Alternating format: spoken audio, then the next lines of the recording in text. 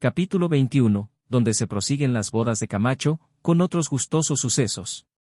Cuando estaban Don Quijote y Sancho en las razones referidas en el capítulo antecedente, se oyeron grandes voces y gran ruido, y dábanlas y causaban lelos de las yeguas, que con larga carrera y grita iban a recibir a los novios, que, rodeados de 1000 géneros de instrumentos y de invenciones, venían acompañados del cura, y de la parentela de entrambos, y de toda la gente más lucida de los lugares circunvecinos, todos vestidos de fiesta. Y como Sancho vio a la novia, dijo: a buena fe que no viene vestida de labradora, sino de garrida palaciega. Pardiez, que según diviso, que las patenas que había de traer son ricos corales, y la palmilla verde de Cuenca es terciopelo de 30 pelos. Y montas que la guarnición es de tiras de lienzo, blanca, voto a mí que es de raso, pues, tomadme las manos, adornadas con sortijas de azabache, no medre yo si no son anillos de oro, y muy de oro, y empedrados con pelras blancas como una cuajada, que cada una debe de valer un ojo de la cara. Hoy de puta, y qué cabellos, que, si no son postizos, no los he visto más luengos ni más rubios en toda mi vida. No, sino poned la tacha en el brío y en el talle, y no la comparéis a una palma que se mueve cargada de racimos de dátiles, que lo mesmo parecen los dijes que trae pendientes de los cabellos y de la garganta.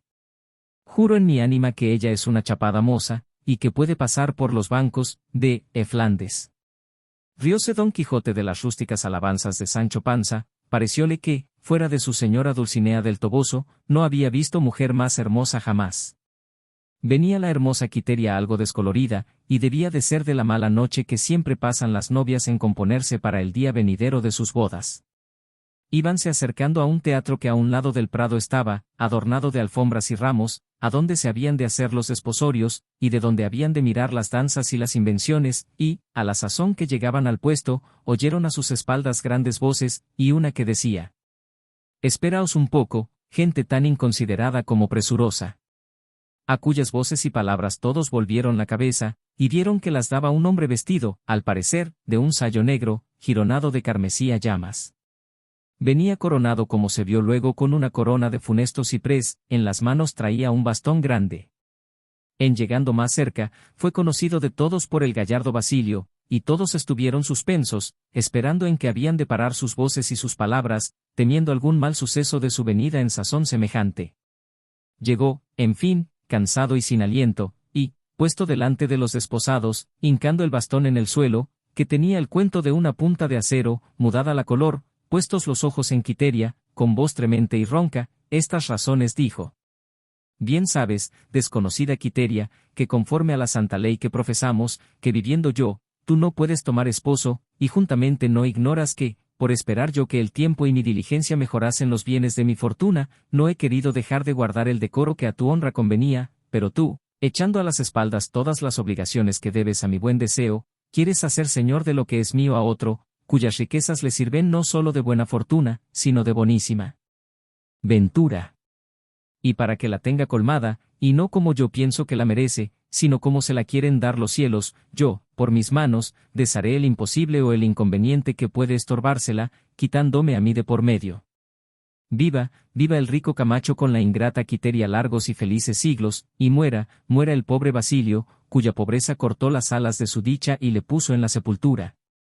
Y, diciendo esto, asió del bastón que tenía hincado en el suelo, y, quedándose la mitad de él en la tierra, mostró que servía de vaina a un mediano estoque que en él se ocultaba, y, puesta la que se podía llamar empuñadura en el suelo, con ligero desenfado y determinado propósito se arrojó sobre él, y en un punto mostró la punta sangrienta a las espaldas, con la mitad de la cerada cuchilla, quedando el triste bañado en su sangre y tendido en el suelo, de sus mismas armas traspasado. Acudieron luego sus amigos a favorecerle, condolidos de su miseria y lastimosa desgracia, y, dejando Don Quijote a Rocinante, acudió a favorecerle y le tomó en sus brazos, y halló que aún no había expirado. Quisiéronle sacar el estoque, pero el cura, que estaba presente, fue de parecer que no se le sacasen antes de confesarle, porque el sacársele y el expirar sería todo a un tiempo. Pero, volviendo un poco en sí Basilio, con voz doliente y desmayada dijo: si quisieses, cruel Quiteria, darme en este último y forzoso trance la mano de esposa, aún pensaría que mi temeridad tendría desculpa, pues en ella alcancé el bien de ser tuyo. El cura, oyendo lo cual, le dijo que atendiese a la salud del alma antes que a los gustos del cuerpo, y que pidiese muy de veras a Dios perdón de sus pecados y de su desesperada determinación. A lo cual replicó Basilio que en ninguna manera se confesaría si primero Quiteria no le daba la mano de ser su esposa, que aquel contento le adobaría la voluntad y le daría aliento para confesarse. En oyendo Don Quijote la petición del herido, en altas voces dijo que Basilio pedía una cosa muy justa y puesta en razón, y además, muy hacedera, y que el señor Camacho quedaría tan honrado recibiendo a la señora Quiteria viuda del valeroso Basilio como si la recibiera del lado de su padre. Aquí no ha de haber más de un sí, que no tenga otro efecto que el pronunciarle, pues el tálamo de estas bodas ha de ser la sepultura. Todo lo oía Camacho, y todo le tenía suspenso y confuso, sin saber qué hacer ni qué decir, pero las voces de los amigos de Basilio fueron tantas, pidiéndole que consintiese que Quiteria le diese la mano de esposa, porque su alma no se perdiese, partiendo desesperado de esta vida, que le movieron, y aún forzaron, a decir que si Quiteria quería dársela, que él se contentaba, pues todo era dilatar por un momento el cumplimiento de sus deseos. Luego acudieron todos a Quiteria, y unos con ruegos, y otros con lágrimas, y otros con eficaces razones, la persuadían que diese la mano al pobre Basilio, y ella, más dura que un mármol y más sesga que una estatua, mostraba que ni sabía ni podía, ni quería responder palabra, ni la respondiera si el cura no la dijera que se determinase presto en lo que había de hacer, porque tenía Basilio ya el alma en los dientes, y no daba lugar a esperar irresolutas determinaciones. Entonces la hermosa Quiteria, sin responder palabra alguna, turbada, al parecer triste y pesarosa, llegó donde Basilio estaba, ya los ojos vueltos, el aliento corto y apresurado, murmurando entre los dientes el nombre de Quiteria, dando muestras de morir como gentil, y no como cristiano. Llegó, en fin, Quiteria, y, puesta de rodillas, le pidió la mano por señas, y no por palabras. Desencajó los ojos Basilio, y, mirándola atentamente, le dijo: «Oh Quiteria, que has venido a ser piadosa a tiempo cuando tu piedad ha de servir de cuchillo que me acabe de quitar la vida, pues ya no tengo fuerzas para llevar la gloria que me das en escogerme por tuyo, ni para suspender el dolor que tan apriesa me va cubriendo los ojos con la espantosa sombra de la muerte. Lo que te suplico es, oh fatal estrella mía, que la mano que me pides si quieres darme no sea por cumplimiento, ni para engañarme de nuevo, sino que confieses y digas que, sin hacer fuerza a tu voluntad, me la entregas y me la das como a tu legítimo esposo, pues no es razón que en un trance como este me engañes, ni uses de fingimientos con quien tantas verdades ha tratado contigo». Entre estas razones, se desmayaba, de modo que todos los presentes pensaban que cada desmayo se había de llevar el alma consigo.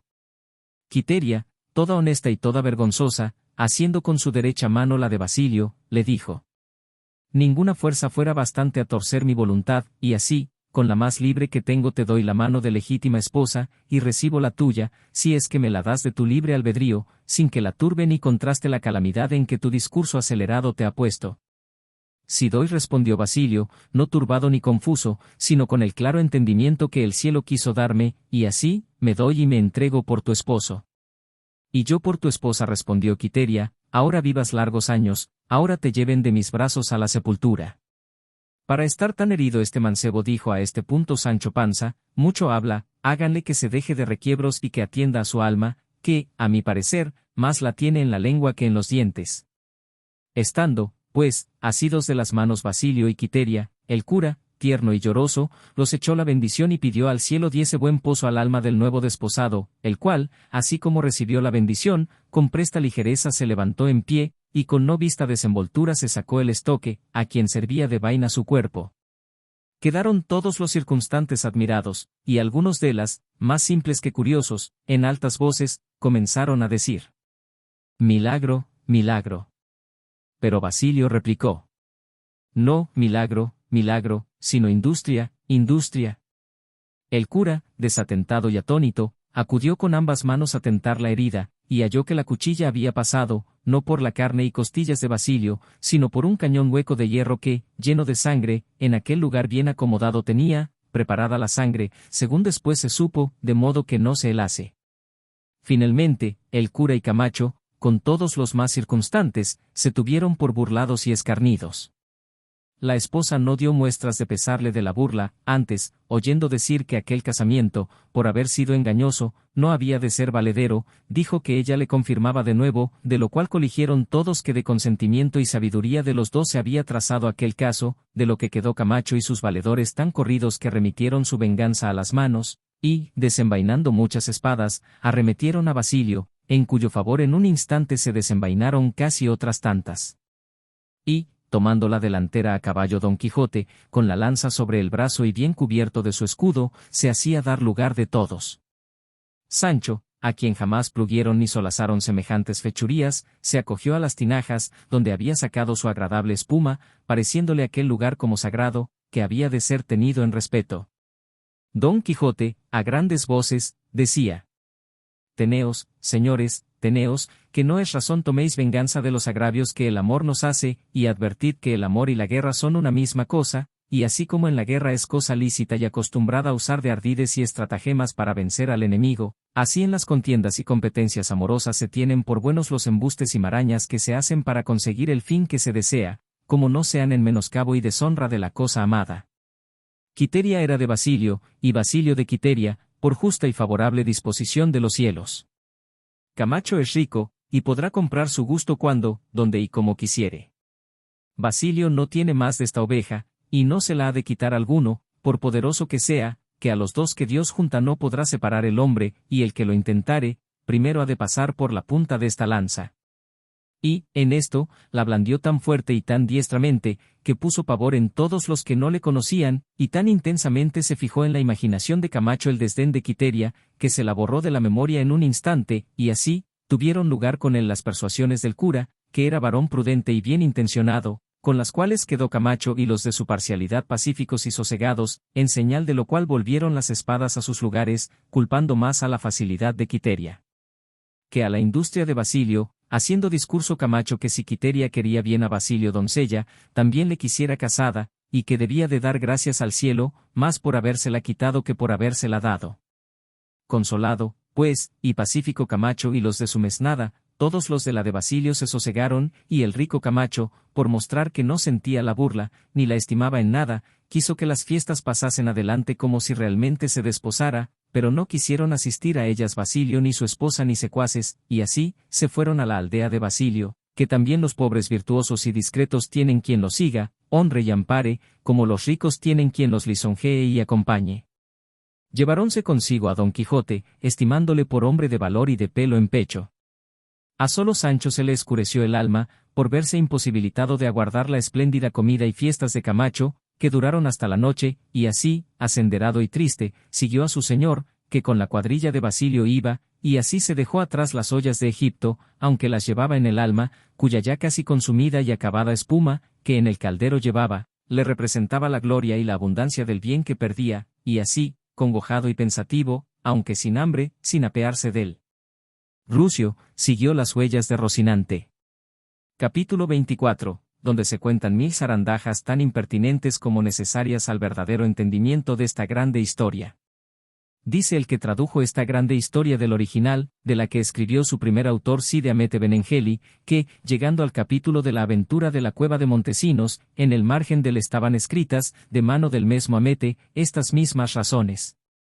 No me puedo dar a entender, ni me puedo persuadir, que al valeroso Don Quijote le pasase puntualmente todo lo que en el antecedente capítulo queda escrito. La razón es que todas las aventuras hasta aquí sucedidas han sido contingentes y verisímiles, pero esta de esta cueva no le hallo entrada alguna para tenerla por verdadera, por ir tan fuera de los términos razonables. Pues pensar yo que Don Quijote mintiese, siendo el más verdadero hidalgo y el más noble caballero de sus tiempos, no es posible, que no dijera él una mentira si le asaetearan. Por otra parte, considero que él la contó y la dijo con todas las circunstancias dichas, y que no pudo fabricar en tan breve espacio tan gran máquina de disparates, y si esta aventura parece apócrifa, yo no tengo la culpa, y así, sin afirmarla por falsa o verdadera, la escribo. Tú, lector, pues eres prudente, juzga lo que te pareciere, que yo no debo ni puedo más, puesto que se tiene por cierto que al tiempo de su fin y muerte dicen que se retrató de ella, y dijo que él la había inventado, por parecerle que convenía y cuadraba bien con las aventuras que había leído en sus historias. Y luego prosigue, diciendo: Espantóse el primo, así del atrevimiento de Sancho Panza como de la paciencia de su amo, y juzgó que del contento que tenía de haber visto a su señora Dulcinea del Toboso, aunque encantada, le nacía aquella condición blanda que entonces mostraba, porque, si así no fuera, palabras y razones le dijo Sancho, que merecían molerle a palos, porque realmente le pareció que había andado atrevidillo con su señor. ¿A quién le dijo? Yo, señor Don Quijote de la Mancha, doy por bien empleadísima la jornada que con vuestra merced he hecho, porque en ella he granjeado 4 cosas. La primera, haber conocido a vuestra merced, que lo tengo a gran felicidad. La segunda, haber sabido lo que se encierra en esta cueva de Montesinos, con las mutaciones de Guadiana y de las lagunas de Ruidera, que me servirán para el Ovidio español que traigo entre manos. La tercera, entender la antigüedad de los naipes, que, por lo menos, ya se usaban en tiempo del emperador Carlomagno, según puede colegirse de las palabras que vuesa merced dice que dijo Durandarte, cuando, al cabo de aquel grande espacio que estuvo hablando con el Montesinos, él despertó diciendo, paciencia y barajar, y esta razón y modo de hablar no la pudo aprender encantado, sino cuando no lo estaba, en Francia y en tiempo del referido emperador Carlomagno. Y esta averiguación me viene pintiparada para el otro libro que voy componiendo, que es suplemento de Virgilio Polidouro, en la invención de las antigüedades, y creo que en el suyo no se acordó de ponerla de los naipes, como la pondré yo ahora, que será de mucha importancia, y más alegando autor tan grave y tan verdadero como es el señor Durandarte. La cuarta es haber sabido con certidumbre el nacimiento del río Guadiana, hasta ahora ignorado de las gentes. Vuestra merced tiene razón, dijo Don Quijote, pero querría yo saber, ya que Dios le haga merced de que se le dé licencia para imprimir esos sus libros, que lo dudo, a quien piensa dirigirlos. Señores y grandes hay en España a quien puedan dirigirse, dijo el primo. No muchos, respondió Don Quijote, y no porque no lo merezcan, sino que no quieren admitirlos, por no obligarse a la satisfacción que parece se debe al trabajo y cortesía de sus autores. Un príncipe conozco yo que puede suplir la falta de los demás, con tantas ventajas que, si me atreviere a decirlas, quizá despertara la envidia en más de 4 generosos pechos, pero quédese esto aquí para otro tiempo más cómodo, y vamos a buscar a dónde recogernos esta noche.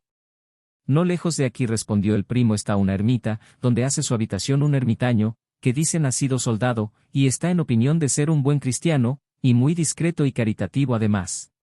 Junto con la ermita tiene una pequeña casa, que él ha labrado a su costa, pero, con todo, aunque chica, es capaz de recibir huéspedes. ¿Tiene por ventura gallinas el tal ermitaño?, preguntó Sancho. Pocos ermitaños están sin ellas, respondió Don Quijote, porque no son los que agora se usan como aquellos de los desiertos de Egipto, que se vestían de hojas de palma y comían raíces de la tierra. Y no se entienda que por decir bien de aquellos no lo digo de aquestos, sino que quiero decir que al rigor y estrecheza de entonces no llegan las penitencias de los de agora, pero no por esto dejan de ser todos buenos, a lo menos, yo por buenos los juzgo, y, cuando todo corra turbio, menos mal hace el hipócrita que se finge bueno que el público pecador. Estando en esto, vieron que hacia donde ellos estaban venía un hombre a pie, caminando apriesa, y dando varazos a un macho que venía cargado de lanzas y de alabardas. Cuando llegó a ellos, los saludó y pasó de largo. Don Quijote le dijo: Buen hombre, detén, os, que parece que vais con más diligencia que ese macho a menester. No me puedo detener, señor, respondió el hombre, porque las armas que veis que aquí llevo han de servir mañana, y así, me es forzoso el no detenerme, y adiós. Pero si quisiéredes saber para qué las llevo, en la venta que está más arriba de la ermita pienso alojar esta noche, y si es que hacéis este mismo camino, allí me hallaréis, donde os contaré maravillas. Y adiós otra vez. Y de tal manera aguijó el macho, que no tuvo lugar Don Quijote de preguntarle qué maravillas eran las que pensaba decirles, y, como él era algo curioso y siempre le fatigaban deseos de saber cosas nuevas, ordenó que al momento se partiesen y fuesen a pasar la noche en la venta, sin tocar en la ermita, donde quisiera el primo que se quedaran. Hízose así, subieron a caballo, y siguieron todos tres el derecho camino de la venta, a la cual llegaron un poco antes de anochecer. Dijo el primo a Don Quijote que llegasen a ella a beber un trago.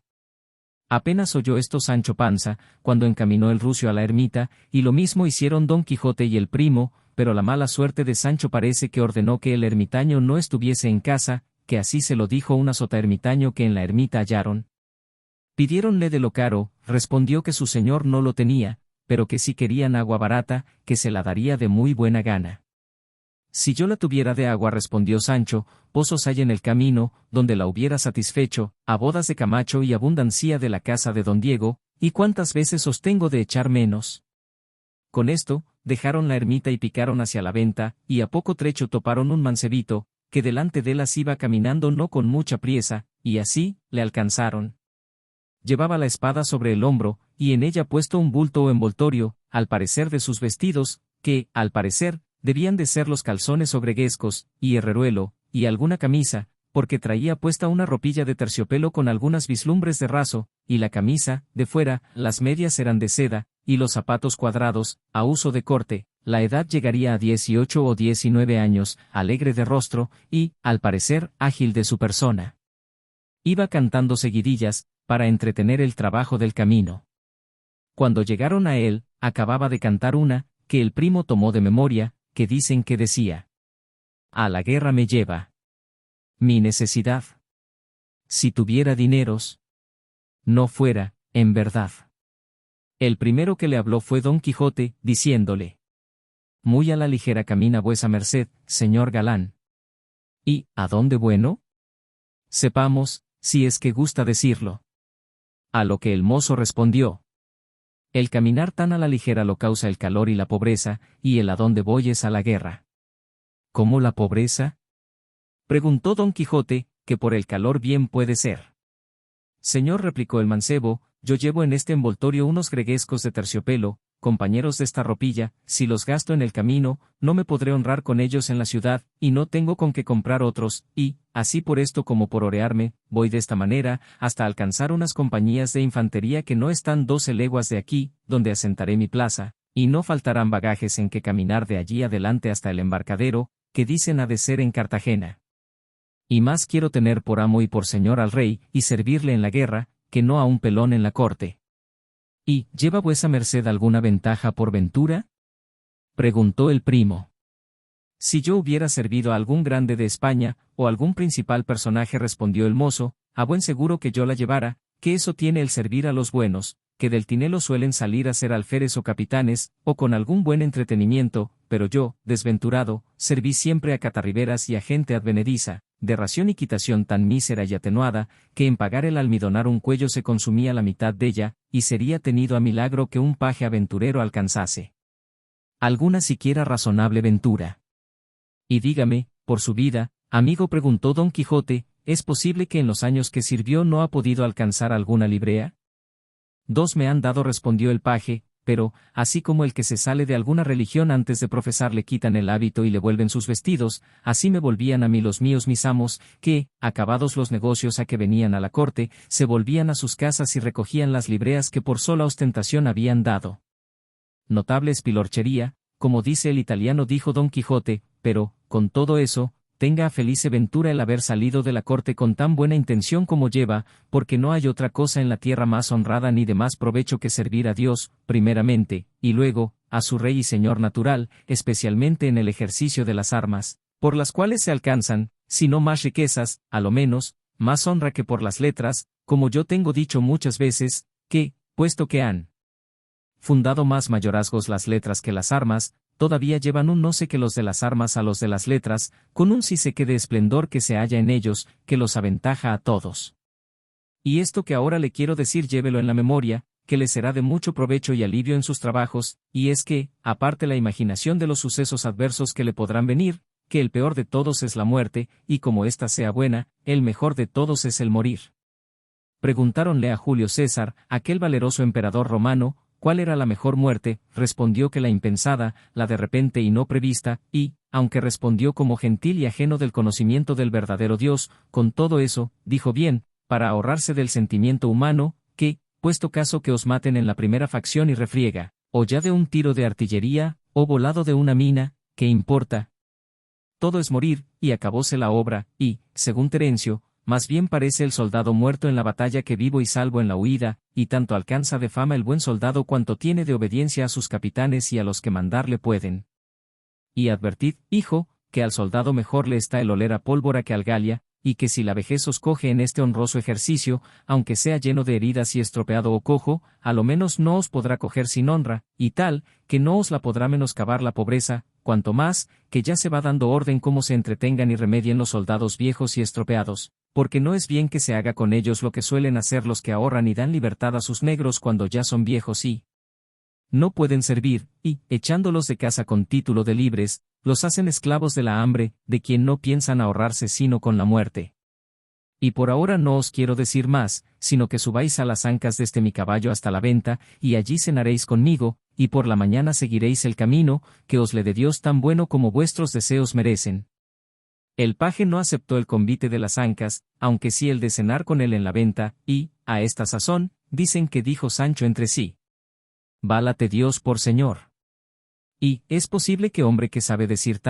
tantas y tan buenas cosas como aquí ha dicho, diga que ha visto los disparates imposibles que cuenta de la cueva de Montesinos? Ahora bien, ello dirá. Y en esto, llegaron a la venta, a tiempo que anochecía, y no sin gusto de Sancho, por ver que su señor la juzgó por verdadera venta, y no por castillo, como solía. No hubieron bien entrado, cuando Don Quijote preguntó al ventero por el hombre de las lanzas y alabardas, el cual le respondió que en la caballeriza estaba acomodando el macho. Lo mismo hicieron de sus jumentos el primo y Sancho, dando a Rocinante el mejor pesebre y el mejor lugar de la caballeriza. Capítulo 25, donde se apunta la aventura del rebuzno y la graciosa del titerero, con las memorables adivinanzas del mono adivino.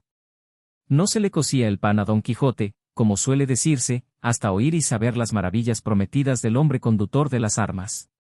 Fuele a buscar donde el ventero le había dicho que estaba, y hallóle, y díjole que en todo caso le dijese luego lo que le había de decir después, acerca de lo que le había preguntado en el camino. El hombre le respondió: más despacio, y no en pie, se ha de tomar el cuento de mis maravillas, déjeme vuestra merced, señor bueno, acabar de dar recado a mi bestia, que yo le diré cosas que le admiren. No quede por eso, respondió Don Quijote, que yo os ayudaré a todo.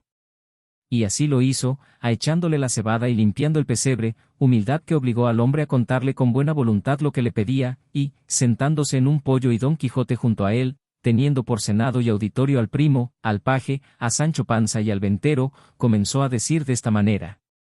sabrán vuesas mercedes que en un lugar que está 4 leguas y media de esta venta sucedió que a un regidor del, por industria y engaño de una muchacha criada suya, y esto es largo de contar, le faltó un asno, y, aunque el tal regidor hizo las diligencias posibles por hallarle, no fue posible. 15 días serían pasados, según es pública voz y fama, que el asno faltaba, cuando, estando en la plaza el regidor perdidoso, otro regidor del mismo pueblo le dijo: dadme albricias, compadre, que vuestro jumento ha parecido. Yo os las mando y buenas, compadre, respondió el otro, pero sepamos dónde ha parecido. En el monte, respondió el hallador, le vi esta mañana, sin albarda y sin aparejo alguno, y tan flaco que era una compasión miralle. Quísele antecoger delante de mí y traerosle, pero está ya tan montaraz y tan huraño, que, cuando llegué a él, se fue huyendo y se entró en lo más escondido del monte. Si queréis que volvamos los dos a buscarle, dejadme poner esta borrica en mi casa, que luego vuelvo. Mucho placer me haréis, dijo el del jumento, y yo procuraré pagároslo en la misma moneda.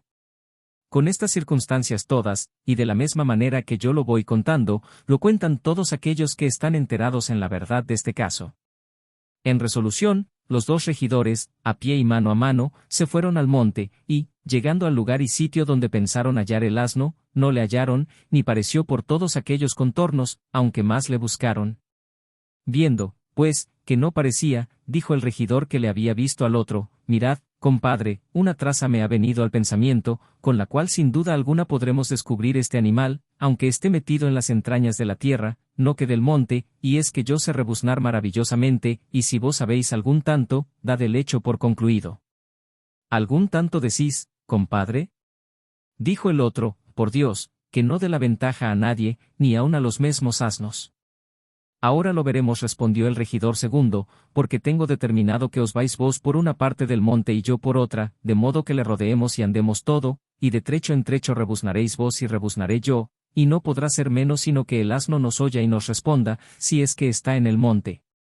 A lo que respondió el dueño del jumento: digo, compadre, que la traza es excelente y digna de vuestro gran ingenio. Y, dividiéndose los dos según el acuerdo, sucedió que casi a un mismo tiempo rebuznaron, y cada uno engañado del rebuzno del otro, acudieron a buscarse, pensando que ya el jumento había aparecido, y, en viéndose, dijo el perdidoso: «¿Es posible, compadre, que no fue mi asno el que rebuznó?» «No fue, sino yo», respondió el otro. «Ahora dijo el dueño, que de vos a un asno, compadre, no hay alguna diferencia, en cuanto toca al rebuznar, porque en mi vida he visto ni oído cosa más propia».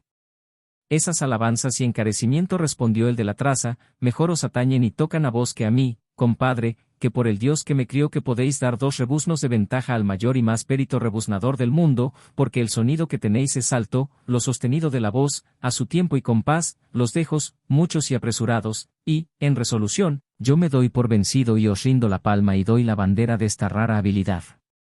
«Ahora respondió el dueño, que me tendré y estimaré en más de aquí adelante, y pensaré que sé alguna cosa, pues tengo alguna gracia, que, puesto que pensara que rebuznaba bien, nunca entendí que llegaba el extremo que decís». «También diré yo ahora», respondió el segundo, «que hay raras habilidades perdidas en el mundo, y que son mal empleadas en aquellos que no saben aprovecharse de ellas». «Las nuestras», respondió el dueño, «si no es en casos semejantes como el que traemos entre manos, no nos pueden servir en otros, y aun en este plega a Dios que nos sean de provecho». Esto dicho, se tornaron a dividir y a volver a sus rebuznos, y a cada paso se engañaban y volvían a juntarse, hasta que se dieron por contraseño que, para entender que eran ellos, y no el asno, rebuznasen 2 veces, una tras otra. Con esto, doblando a cada paso los rebuznos, rodearon todo el monte sin que el perdido jumento respondiese, ni aun por señas. Mas, ¿cómo había de responder el pobre y mal logrado, si le hallaron en lo más escondido del bosque, comido de lobos? Y, en viéndole, dijo su dueño, ya me maravillaba yo de que él no respondía, pues a no estar muerto, él rebuznara si nos oyera, o no fuera asno, pero, a trueco de haberos oído rebuznar con tanta gracia, compadre, doy por bien empleado el trabajo que he tenido en buscarle, aunque le he hallado muerto». «En buena mano está, compadre», respondió el otro, «pues si bien canta el abad, no le va en zaga el monacillo». Con esto, desconsolados y roncos, se volvieron a su aldea, a donde contaron a sus amigos, vecinos y conocidos cuanto les había acontecido en la busca del asno, exagerando el uno la gracia del otro en el rebuznar, todo lo cual se supo y se extendió por los lugares circunvecinos. Y el diablo, que no duerme, como es amigo de sembrar y derramar rencillas y discordia por doquiera, levantando caramillos en el viento y grandes quimeras de nonada, ordenó e hizo que las gentes de los otros pueblos, en viendo a alguno de nuestra aldea, rebuznase, como dándoles en rostro con el rebuzno de nuestros regidores.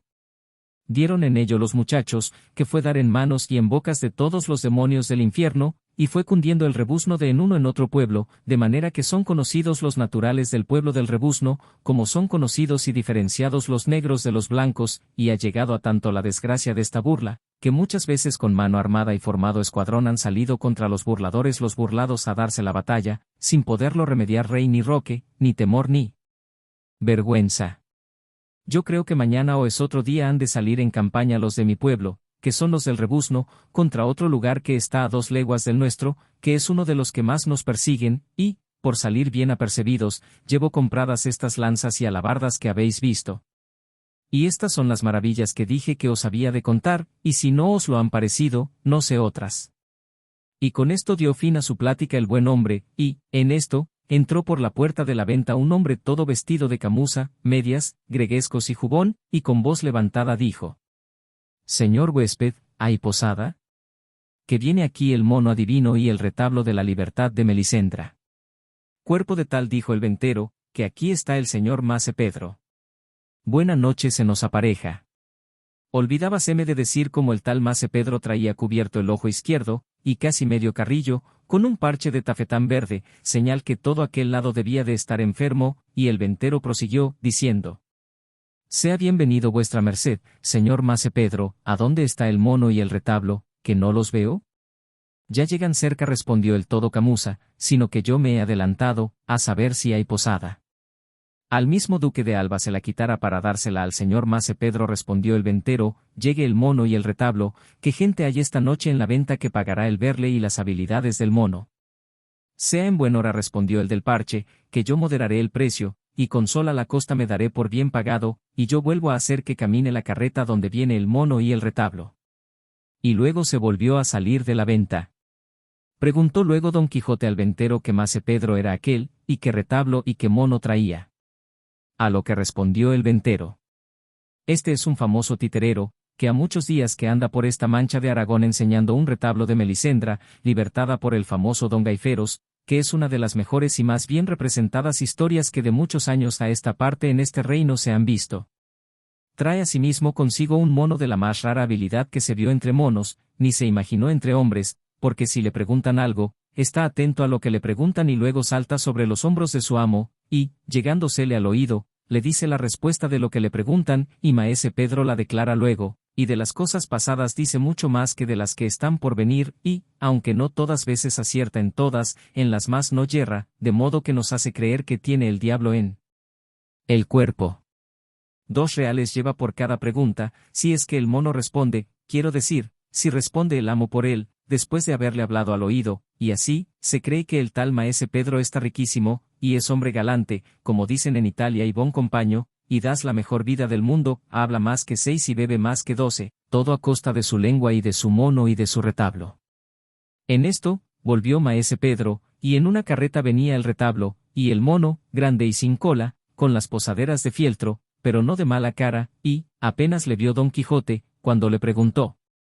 dígame vuestra merced, señor adivino, ¿qué peje pillamo, qué ha de ser de nosotros? Y vea aquí mis 2 reales. Y mandó a Sancho que se los diese a Maese Pedro, el cual respondió por el mono, y dijo: señor, este animal no responde ni da noticia de las cosas que están por venir, de las pasadas sabe algo, y de las presentes, algún tanto. Voto a Rus, dijo Sancho, no de yo un ardite porque me digan lo que por mí ha pasado, porque, ¿quién lo puede saber mejor que yo mesmo? Y pagar yo porque me digan lo que sé, sería una gran necedad, pero, pues sabe las cosas presentes, he aquí mis 2 reales, y dígame el señor monísimo qué hace ahora mi mujer Teresa Panza, y en qué se entretiene. No quiso tomar Maese Pedro el dinero, diciendo: no quiero recibir adelantados los premios, sin que hayan precedido los servicios. Y, dando con la mano derecha 2 golpes sobre el hombro izquierdo, en un brinco se le puso el mono en él, y, llegando la boca al oído, daba diente con diente muy apriesa, y, habiendo hecho este ademán por espacio de un credo, de otro brinco se puso en el suelo, y al punto, con grandísima priesa, se fue Maese Pedro a poner de rodillas ante Don Quijote, y, abrazándole las piernas, dijo: estas piernas abrazo, bien así como si abrazara las 2 columnas de Hércules, oh resucitador insigne de la ya puesta en olvido andante caballería, o no jamás como se debe alabado caballero Don Quijote de la Mancha, ánimo de los desmayados, arrimo de los que van a caer, brazo de los caídos, báculo y consuelo de todos los desdichados. Quedó pasmado Don Quijote, absorto Sancho, suspenso el primo, atónito el paje, abobado el del rebuzno, confuso el ventero, y, finalmente, espantados todos los que oyeron las razones del titerero, el cual prosiguió diciendo: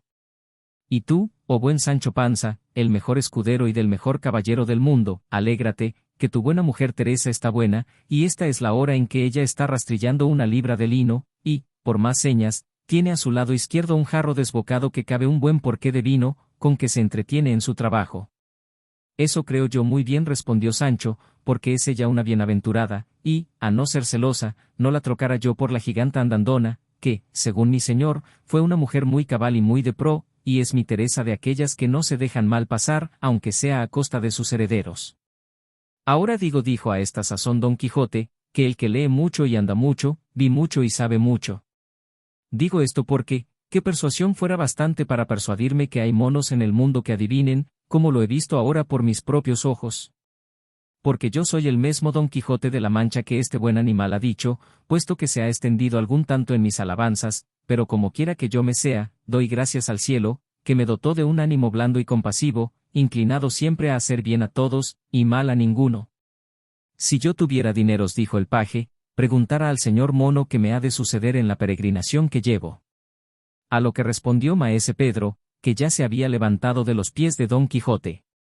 ya he dicho que esta bestezuela no responde a lo porvenir, que si respondiera, no importara no haber dineros, que, por servicio del señor Don Quijote, que está presente, dejara yo todos los intereses del mundo. Y agora, porque se lo debo, y por darle gusto, quiero armar mi retablo y dar placer a cuantos están en la venta, sin paga alguna. Oyendo lo cual el ventero, alegre sobremanera, señaló el lugar donde se podía poner el retablo, que en un punto fue hecho.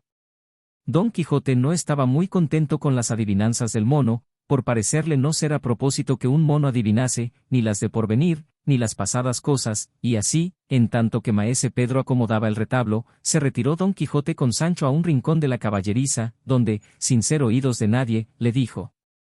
Mira, Sancho, yo he considerado bien la extraña habilidad de este mono, y hallo por mi cuenta que sin duda este maese Pedro, su amo, debe de tener hecho pacto, tácito o expreso, con el demonio. Si el patio es espeso y del demonio, dijo Sancho, sin duda debe de ser muy sucio patio, pero, ¿de qué provecho le es al tal maese Pedro tener esos patios? No me entiendes, Sancho, no quiero decir sino que debe de tener hecho algún concierto con el demonio de que infunda esa habilidad en el mono, con que gane de comer, y después que esté rico le dará su alma, que es lo que este universal enemigo pretende. Y háceme creer esto el ver que el mono no responde sino a las cosas pasadas o presentes, y la sabiduría del diablo no se puede extender a más, que las por venir no las sabe si no es por conjeturas, y no todas veces, que a solo Dios está reservado conocer los tiempos y los momentos, y para él no hay pasado ni porvenir, que todo es presente.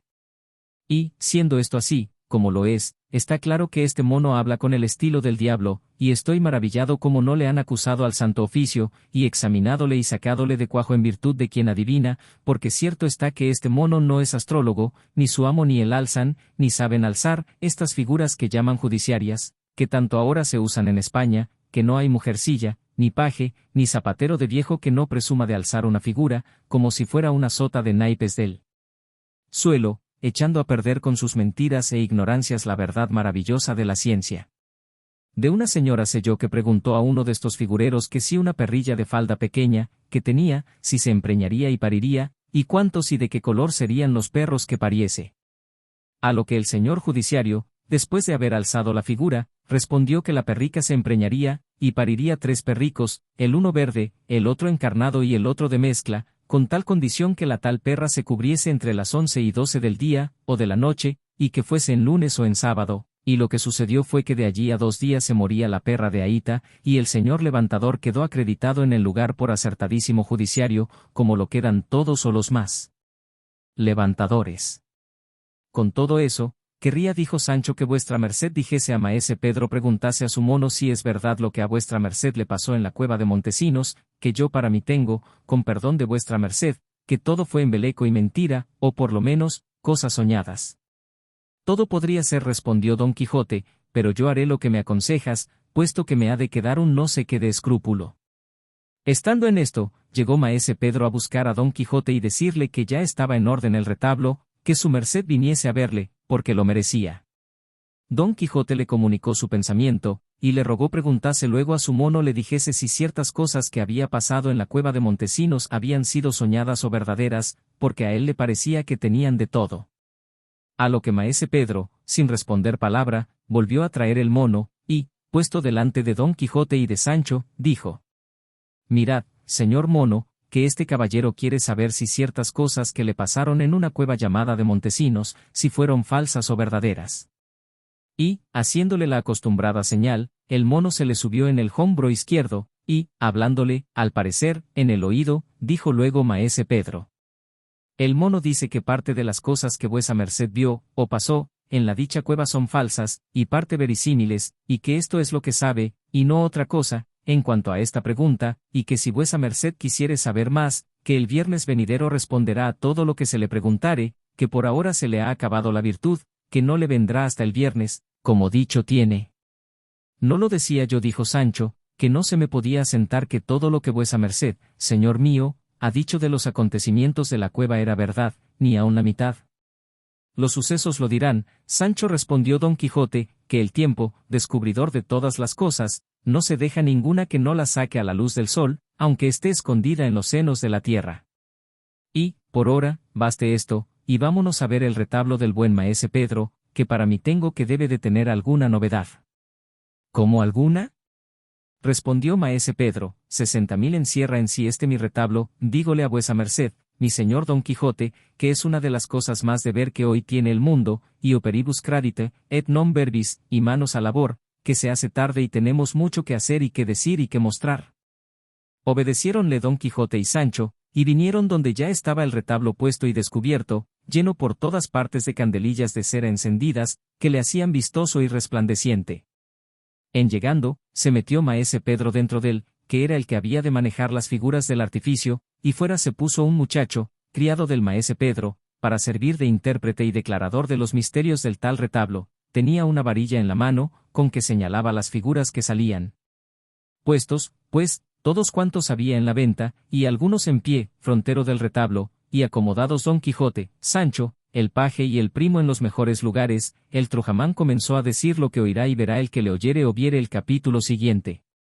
Capítulo 26, donde se prosigue la graciosa aventura del titerero, con otras cosas en verdad harto buenas.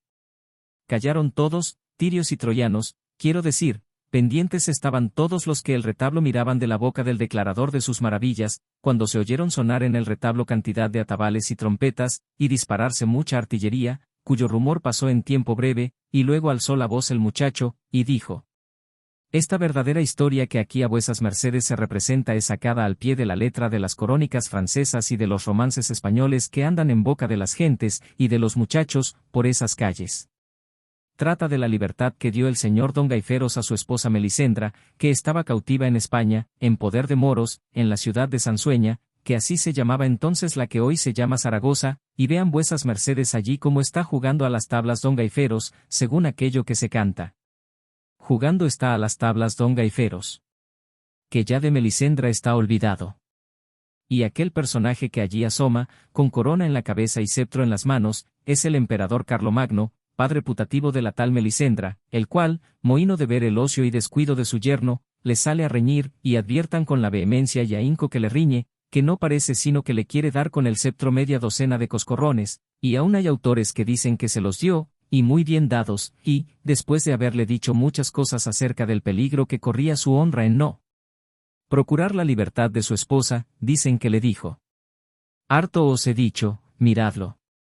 Miren vuestras mercedes también como el emperador vuelve las espaldas y deja despechado a don Gaiferos, el cual ya ven como arroja, impaciente de la cólera, lejos de sí el tablero y las tablas, y pide apriesa las armas, y a don Roldán, su primo, pide prestada su espada de Rindená, y como don Roldán no se la quiere prestar, ofreciéndole su compañía en la difícil empresa en que se pone, pero el valeroso enojado no lo quiere aceptar, antes, dice que él solo es bastante para sacar a su esposa, sí. Bien estuviese metida en el más hondo centro de la tierra, y, con esto, se entra a armar, para ponerse luego en camino. Vuelvan vuestras mercedes los ojos a aquella torre que allí parece, que se presupone que es una de las torres del Alcázar de Zaragoza, que ahora llaman la Aljafería, y aquella dama que en aquel balcón parece, vestida a lo moro, es la sin par Melisendra, que desde allí muchas veces se ponía a mirar el camino de Francia, y, puesta la imaginación en París y en su esposo, se consolaba en su cautiverio. Miren también un nuevo caso que ahora sucede, quizá no visto jamás, ¿no vin aquel moro que callandico y pasito a paso, puesto el dedo en la boca, se llega por las espaldas de Melisendra? Pues miren cómo la da un beso en mitad de los labios, y la priesa que ella se da a escupir, y a limpiárselos con la blanca manga de su camisa, y cómo se lamenta, y se arranca de pesar sus hermosos cabellos, como si ellos tuvieran la culpa del maleficio. Miren también cómo aquel grave moro que está en aquellos corredores es el rey Marsilio de Sansueña, el cual, por haber visto la insolencia del moro, puesto que era un pariente y gran privado suyo, le mandó luego prender, y que le den 200 azotes, llevándole por las calles acostumbradas de la ciudad, con chilladores delante y embaramiento detrás. Y veis aquí donde salen a ejecutar la sentencia, aun bien apenas no habiendo sido puesta en ejecución la culpa, porque entre moros no hay traslado a la parte, ni a prueba y estése, como entre nosotros. Niño, niño, dijo con voz alta a esta sazón don Quijote, seguid vuestra historia línea recta, y no os metáis en las curvas o transversales, que, para sacar una verdad en limpio, menester son muchas pruebas y repruebas. También dijo maese Pedro desde dentro: Muchacho, no te metas en dibujos, sino haz lo que ese señor te manda, que será lo más acertado, sigue tu canto llano, y no te metas en contrapuntos, que se suelen quebrar de soútels. Yo lo haré así, respondió el muchacho, y prosiguió, diciendo: Esta figura que aquí parece a caballo, cubierta con una capa gascona, es la mesma de don Gaiferos, a quien su esposa, ya vengada del atrevimiento del enamorado moro, con mejor y más sosegado semblante, se ha puesto a los miradores de la torre, y habla con su esposo, creyendo que es algún pasajero, con quien pasó todas aquellas razones y coloquios de aquel romance que dicen: Caballero, si a Francia aix. Por Gaiferos preguntad. las cuales no digo yo ahora, porque de la prolijidad se suele engendrar el fastidio, basta ver cómo don Gaiferos se descubre, y que por los ademanes alegres que Melisendra hace se nos da a entender que ella le ha conocido, y más ahora que veemos se descuelga del balcón, para ponerse en las ancas del caballo de su buen esposo. Mas, ay, sin ventura, que se le ha asido una punta del faldellín de uno de los hierros del balcón, y está pendiente en el aire, sin poder llegar al suelo. Pero veis cómo el piadoso cielo socorre en las mayores necesidades, pues llega don Gaiferos, y, sin mirar si se rasgará o no el rico faldellín, hace della, y mal su grado la hace bajar al suelo, y luego, de un brinco, la pone sobre las ancas de su caballo, a horcajadas como hombre, y la manda que se tenga fuertemente y le eche los brazos por las espaldas, de modo que los cruce en el pecho, porque no se caiga, a causa que no estaba la señora Melisendra acostumbrada a semejantes caballerías. Veis también cómo los relinchos del caballo dan señales que va contento con la valiente y hermosa carga que lleva en su señor y en su señora. Veis cómo vuelven las espaldas y salen de la ciudad, y alegres y regocijados toman de París la vía, vais en paz, o par sin par de verdaderos amantes, lleguéis a salvamento a vuestra deseada patria, sin que la fortuna ponga estorbo en vuestro felice viaje, los ojos de vuestros amigos y parientes os vean gozar en paz tranquila los días, que los de Néstor sean, que os quedan de la vida. Aquí alzó otra vez la voz maese Pedro, y dijo: Llaneza, muchacho, no te encumbres, que toda afectación es mala. No respondió nada el intérprete, antes, prosiguió, diciendo: No faltaron algunos ociosos ojos, que lo suelen ver todo, que no viesen la bajada y la subida de Melisendra, de quien dieron noticia al rey Marsilio, el cual mandó luego tocar alarma, y miren con qué priesa, que ya la ciudad se hunde con el son de las campanas que en todas las torres de las mezquitas suenan. Eso no. Dijo a esta sazón don Quijote: en esto de las campanas anda muy impropio maese Pedro, porque entre moros no se usan campanas, sino atabales, y un género de dulzainas que parecen nuestras chirimías, y esto de sonar campanas en Sansueña sin duda que es un gran disparate. Lo cual oído por maese Pedro, cesó el tocar y dijo: No mire vuesa merced en niñerías, señor don Quijote, ni quiera llevar las cosas tan por el cabo que no se le halle. No se representan por ahí, casi de ordinario, 1000 comedias llenas de 1000 impropiedades y disparates, y, con todo eso, corren felicísimamente su carrera, y se escuchan no solo con aplauso, sino con admiración y todo. Prosigue, muchacho, y deja decir, que, como yo llene mi talego, si quiere represente más impropiedades que tiene átomos el sol. Así es la verdad, replicó don Quijote. Y el muchacho dijo: Miren cuánta y cuán lucida caballería sale de la ciudad en seguimiento de los dos católicos amantes, cuántas trompetas que suenan, cuántas dulzainas que tocan y cuántos atabales y atambores que retumban. Témome que los han de alcanzar, y los han de volver atados a la cola de su mismo caballo, que sería un horrendo espectáculo. Viendo y oyendo, pues, tanta morisma y tanto estruendo don Quijote, parecióle ser bien dar ayuda a los que huían, y, levantándose en pie, en voz alta, dijo: No consentiré yo en mis días y en mi presencia se le haga superchería a tan famoso caballero y a tan atrevido enamorado como don Gaiferos. Deteneos, mal nacida canalla, no le sigáis ni persigáis, sino, conmigo sois en la batalla. Y, diciendo y haciendo, desenvainó la espada, y de un brinco se puso junto al retablo, y, con acelerada y nunca vista furia, comenzó a llover cuchilladas sobre la titerera morisma, derribando a unos, descabezando a otros, estropeando a este, destrozando a aquel, y, entre otros muchos, tiró un altibajo tal, que si maese Pedro no se valle, se encoge y agazapa, le cercenara la cabeza con más facilidad que si fuera hecha de masa de mazapán. Daba voces maese Pedro, diciendo: Deténgase vuesa merced, señor don Quijote, y advierta que estos que derriba, destroza y mata no son verdaderos moros, sino unas figurillas de pasta. Mire, pecador de mí, que me destruye y echa a perder toda mi hacienda. Mas no por esto dejaba de menudear don Quijote cuchilladas, mandobles, tajos y reveses como llovidos. Finalmente, en menos de 2 credos dio con todo el retablo en el suelo, hechas pedazos y desmenuzadas todas sus jarcias y figuras, el rey Marsilio, mal herido, y el emperador Carlomagno, partida la corona y la cabeza en 2 partes.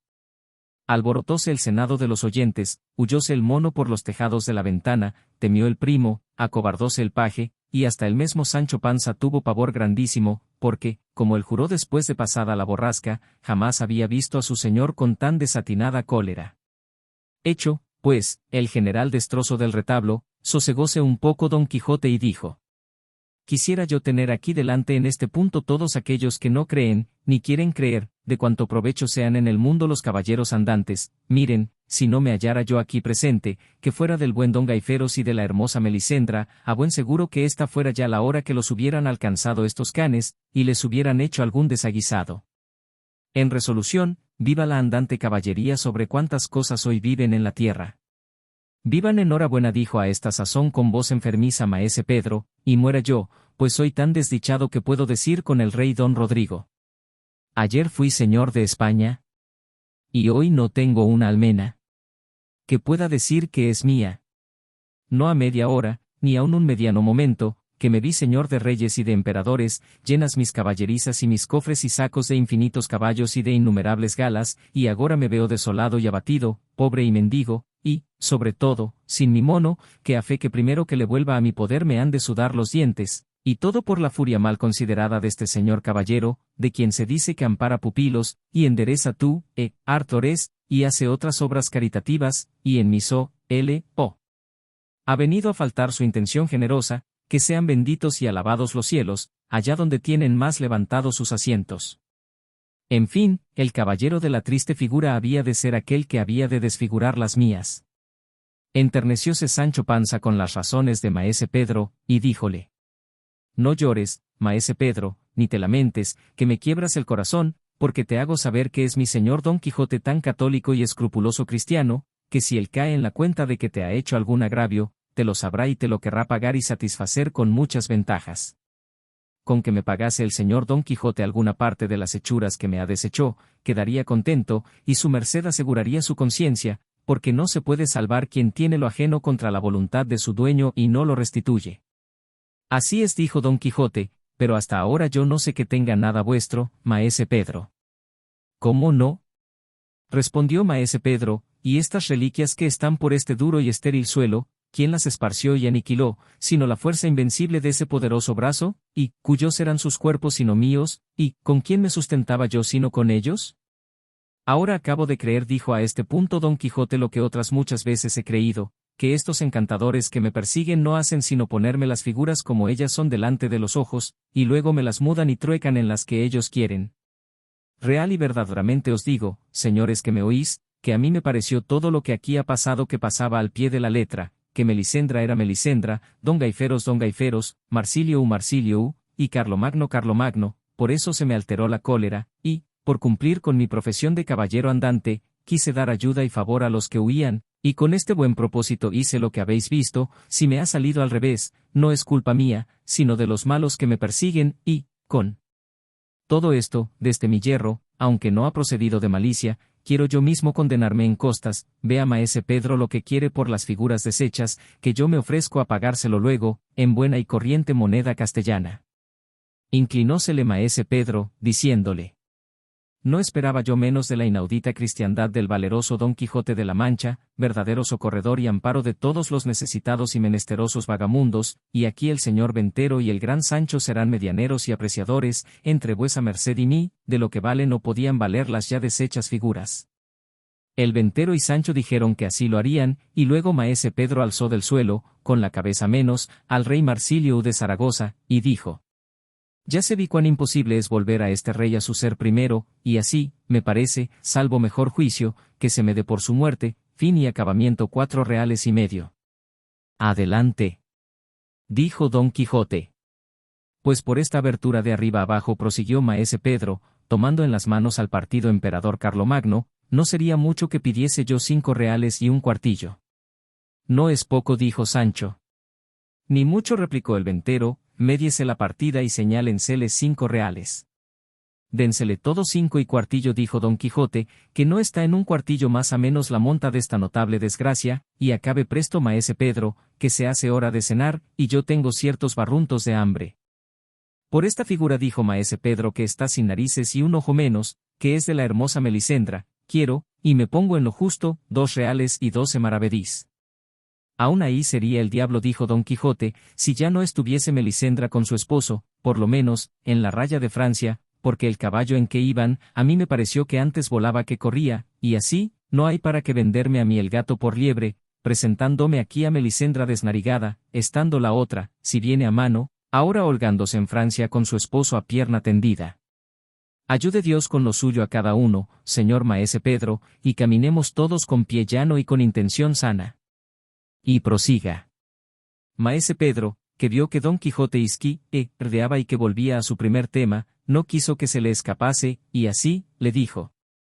Esta no debe de ser Melisendra, sino alguna de las doncellas que la servían, y así, con 60 maravedís que me den por ella quedaré contento y bien pagado.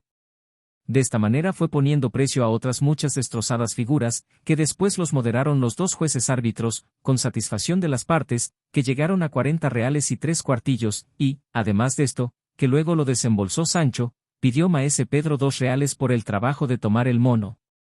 Dáselos, Sancho dijo Don Quijote, no para tomar el mono, sino la mona, y 200 diera yo ahora en albricias a quien me dijera con certidumbre que la señora doña Melisendra y el señor don Gaiferos estaban ya en Francia y entre los suyos.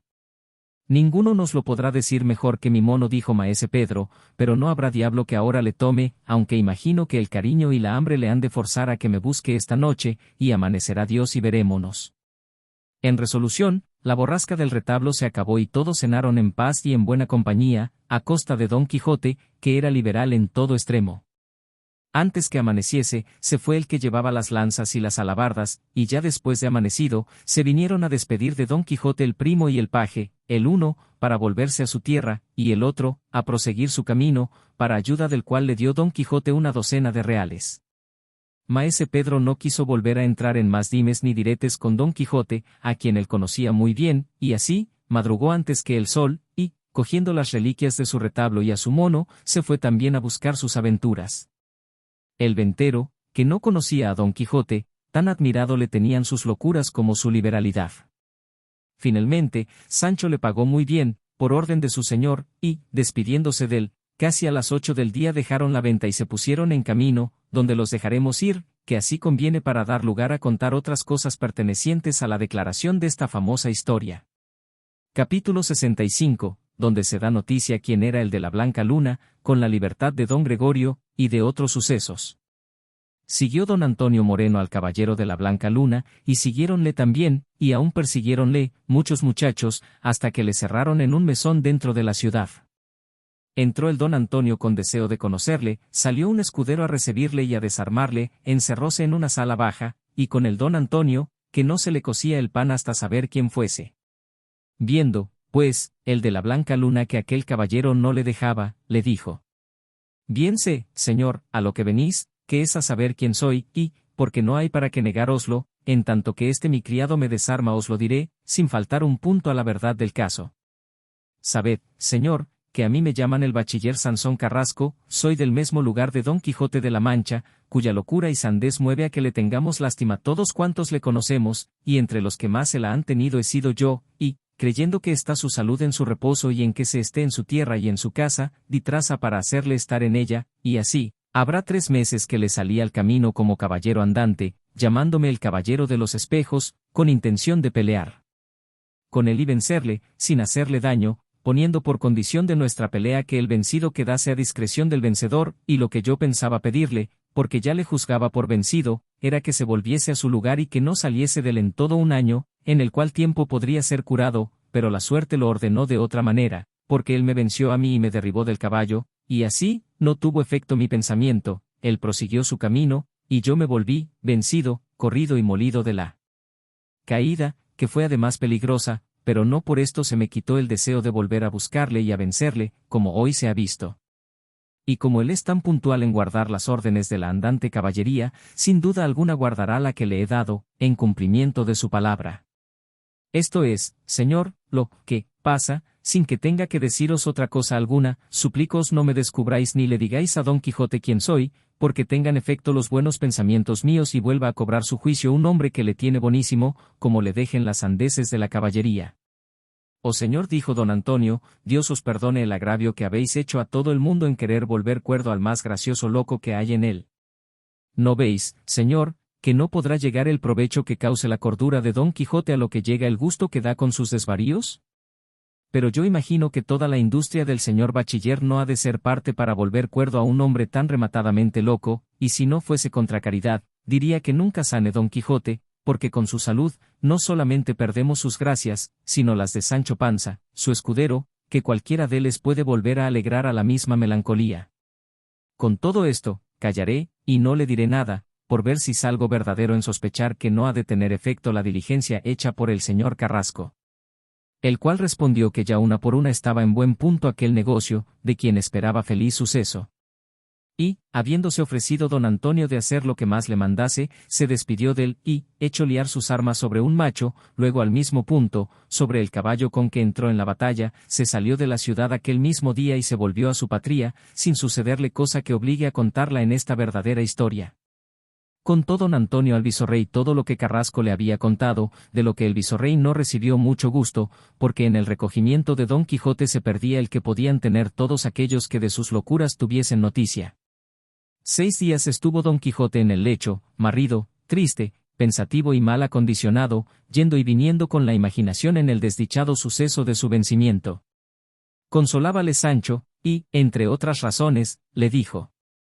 Señor mío, alce vuestra merced la cabeza y alégrese, si puede, y dé gracias al cielo que, ya que le derribó en la tierra, no salió con alguna costilla quebrada, y, pues sabe que donde las dan las toman, y que no siempre hay tocinos donde hay estacas, de una higa al médico, pues no le ha menester para que le cure en esta enfermedad. Volvámonos a nuestra casa y dejémonos de andar buscando aventuras por tierras y lugares que no sabemos, y, si bien se considera, yo soy aquí el más perdidoso.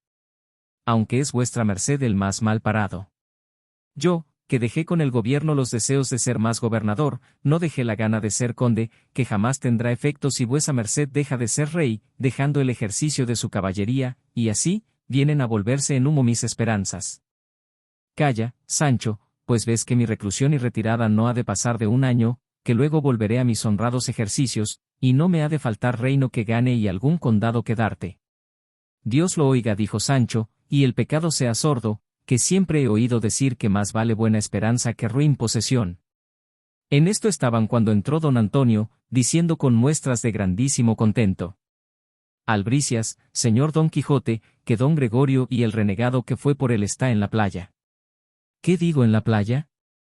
Ya está en casa del visorrey, y será aquí al momento. Alegróse algún tanto Don Quijote, y dijo: En verdad que estoy por decir que me holgara que hubiera sucedido todo al revés, porque me obligara a pasar en Berbería, donde con la fuerza de mi brazo diera libertad no solo a don Gregorio, sino a cuantos cristianos cautivos hay en Berbería. Pero, ¿qué digo, miserable? ¿No soy yo el vencido? ¿No soy yo el derribado? ¿No soy yo el que no puede tomar arma en 1 año? Pues, ¿qué prometo? ¿De qué me alabo, si antes me conviene usar de la rueca que de la espada?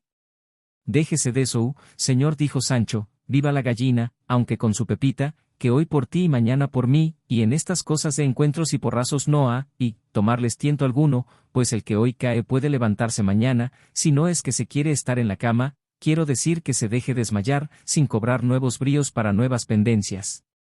Y levantes, vuestra merced agora para recibir a don Gregorio, que me parece que anda la gente alborotada, y ya debe de estar en casa.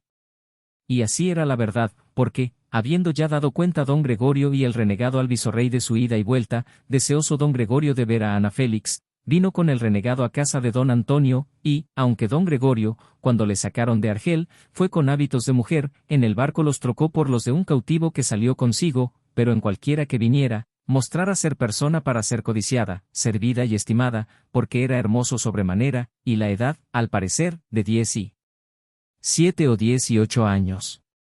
Ricote y su hija salieron a recibirle, el padre con lágrimas y la hija con honestidad. No se abrazaron unos a otros, porque donde hay mucho amor no suele haber demasiada desenvoltura. Las dos bellezas juntas de don Gregorio y Ana Félix admiraron en particular a todos juntos los que presentes estaban.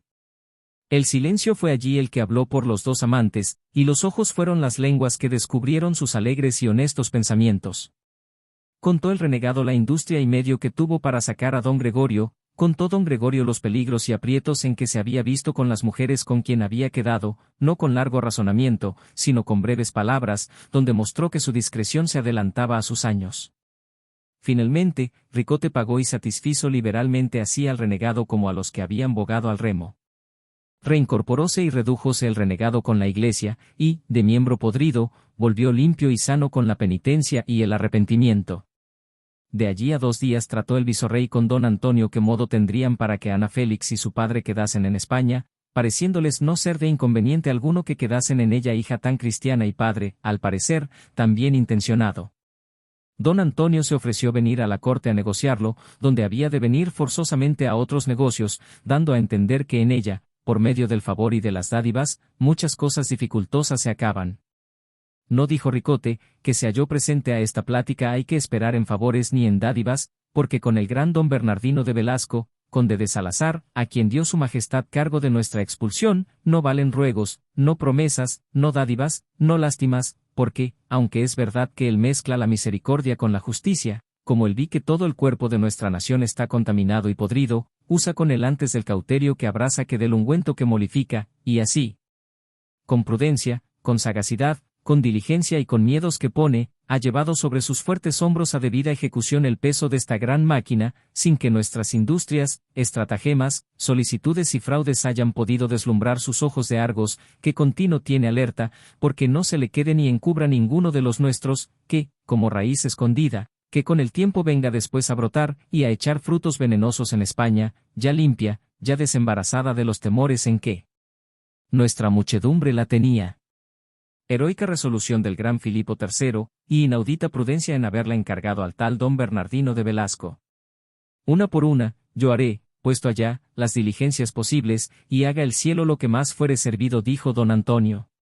Don Gregorio se irá conmigo a consolar la pena que sus padres deben tener por su ausencia, Ana Félix se quedará con mi mujer en mi casa, o en un monasterio, y yo sé que el señor visorrey gustará se quede en la suya el buen Ricote, hasta ver cómo yo negocio. El visorrey consintió en todo lo propuesto, pero don Gregorio, sabiendo lo que pasaba, dijo que en ninguna manera podía ni quería dejar a doña Ana Félix, pero, teniendo intención de ver a su padres, y de dar traza de volver por ella, vino en el decretado concierto. Quedóse Ana Félix con la mujer de don Antonio, y Ricote en casa del visorrey. Llegóse el día de la partida de don Antonio, y el de don Quijote y Sancho, que fue de allí a otros 2, que la caída no le concedió que más presto se pusiese en camino. Hubo lágrimas, hubo suspiros, desmayos y sollozos al despedirse don Gregorio de Ana Félix. Ofrecióle Ricote a don Gregorio 1000 escudos, si los quería, pero él no tomó ninguno, sino solo 5 que le prestó don Antonio, prometiendo la paga delas en la corte. Con esto, se partieron los y don Quijote y Sancho después, como se ha dicho, don Quijote desarmado y de camino, Sancho a pie, por ir el rucio cargado con las armas. Capítulo 71, de lo que a don Quijote le sucedió con su escudero Sancho yendo a su aldea. Iba el vencido y asendereado don Quijote pensati, además por una parte, y muy alegre por otra. Causaba su tristeza el vencimiento, y la alegría, el considerar en la virtud de Sancho, como lo había mostrado en la resurrección de Altisidora, aunque con algún escrúpulo se persuadía a que la enamorada doncella fuese muerta de veras. No iba nada Sancho alegre, porque le entristecía ver que Altisidora no le había cumplido la palabra de darle las camisas, y, yendo y viniendo en esto, dijo a su amo: En verdad, señor, que soy el más desgraciado médico que se debe de hallar en el mundo, en el cual hay físicos que, con matar al enfermo que curan, quieren ser pagados de su trabajo, que no es otro sino firmar una cedulilla de algunas medicinas, que no las hace él, sino el boticario, y cátalo cantusado, y a mí, que la salud ajena me cuesta gotas de sangre, mamonas, pellizcos, alfilerazos y azotes, no me dan un ardite. Pues yo les voto a tal que si me traen a las manos otro algún enfermo, que, antes que le cure, me han de untar las mías, que el abad de donde canta llanta, y no quiero creer que me haya dado el cielo la virtud que tengo para que yo la comunique con otros de bóbilis. Tú tienes razón, Sancho amigo, respondió don Quijote, y ha lo hecho muy mal Altisidora en no haberte dado las prometidas camisas, y, puesto que tu virtud es gratis data, que no te ha costado estudio alguno, más que estudio es recibir martirios en tu persona. De mí te sé decir que si quisieras paga por los azotes del desencanto de Dulcinea, ya te la hubiera dado tal como buena, pero no sé si vendrá bien con la cura la paga, y no querría que impidiese el premio a la medicina. Con todo eso, me parece que no se perderá nada en probarlo. Mira, Sancho, el que quieres, y azótate luego, y págate de contado y de tu propia mano, pues tienes dineros míos. A cuyos ofrecimientos abrió Sancho los ojos y las orejas de un palmo, y dio consentimiento en su corazón a azotarse de buena gana, y dijo a su amo: Agora bien, señor, yo quiero disponerme a dar gusto a vuestra merced en lo que desea, con provecho mío, que el amor de mis hijos y de mi mujer me hace que me muestre interesado. Dígame vuestra merced, ¿cuánto me dará por cada azote que me diere? Si yo te hubiera de pagar, Sancho, respondió Don Quijote, conforme lo que merece la grandeza y calidad de este remedio, el tesoro de Venecia, las minas del Potosí fueran poco para pagarte, toma tú el tiento a lo que llevas mío, y pon el precio a cada azote. Ellos, respondió Sancho, son 3,300 y tantos, de ellos me he dado hasta 5, quedan los demás, entren entre los tantos estos 5, y vengamos a los 3,300, que a cuartillo cada uno, que no llevaré menos si todo el mundo me lo mandase, montan 3,300 cuartillos, que son los 3,000, 1,500 medios reales, que hacen 750 reales, y los 300 hacen 150 medios reales, que vienen a hacer 75 reales, que, juntándose a los 750, son por todos 825 reales. Estos desfalcaré yo de los que tengo de vuestra merced, y entraré en mi casa rico y contento, aunque bien azotado, porque no se toman truchas, y no digo más. Oh Sancho bendito. Oh Sancho amable, respondió Don Quijote, y cuán obligados hemos de quedar Dulcinea y yo a servirte todos los días que el cielo nos diere de vida. Si ella vuelve al ser perdido, que no es posible sino que vuelva, su desdicha habrá sido dicha, y mi vencimiento, felicísimo triunfo. Y mira, Sancho, cuando quieres comenzar la disciplina, que porque la abrevies te añado 100 reales. ¿Cuándo? Replicó Sancho. Esta noche, sin falta. Procure vuestra merced que la tengamos en el campo, al cielo abierto, que yo me abriré mis carnes. Llegó la noche, esperada de Don Quijote con la mayor ansia del mundo, pareciéndole que las ruedas del carro de Apolo se habían quebrado, y que el día se alargaba más de lo acostumbrado, bien así como acontece a los enamorados, que jamás ajustan la cuenta de sus deseos. Finalmente, se entraron entre unos amenos árboles que poco desvía de os del camino estaban, donde, dejando vacías la silla y albarda de Rocinante y el ruc, se tendieron sobre la verde hierba y cenaron del repuesto de Sancho, el cual, haciendo del cabestro y de la jáquima del rucio un poderoso y flexible azote, se retiró hasta 20 pasos de su amo, entre unas hayas. Don Quijote, que le vio ir con denuedo y con brío, le dijo: Mira, amigo, que no te hagas pedazos, da lugar que unos azotes aguarden a otros, no quieras apresurarte tanto en la carrera, que en la mitad de ella te falte el aliento, quiero decir que no te des tan recio que te falte la vida antes de llegar al número deseado. Y, porque no pierdas por carta de más ni de menos, yo estaré desde aparte contando por este mi rosario los azotes que te dieres. Favorezcate el cielo conforme tu buena intención merece. Al buen pagador no le duelen prendas, respondió Sancho, yo pienso darme de manera que, sin matarme, me duela, que en esto debe de consistir la sustancia de este milagro. Desnudóse luego de medio cuerpo arriba, y, arrebatando el cordel, comenzó a darse, y comenzó Don Quijote a contar los azotes. Hasta 6 o 8 se habría dado Sancho, cuando le pareció ser pesada la burla y muy barato el precio de ella, y, deteniéndose un poco, dijo a su amo que se llamaba a engaño, porque merecía cada azote de aquello ser pagado a medio real, no que a cuartillo. Prosigue, Sancho amigo, y no desmayes, le dijo Don Quijote, que yo doblo la parada del precio. De ese modo, dijo Sancho, a la mano de Dios, y lluevan azotes. Pero el socarrón dejó de dárselos en las espaldas, y daba en los árboles, con unos suspiros de cuando en cuando, que parecía que con cada uno de ellas se le arrancaba el alma.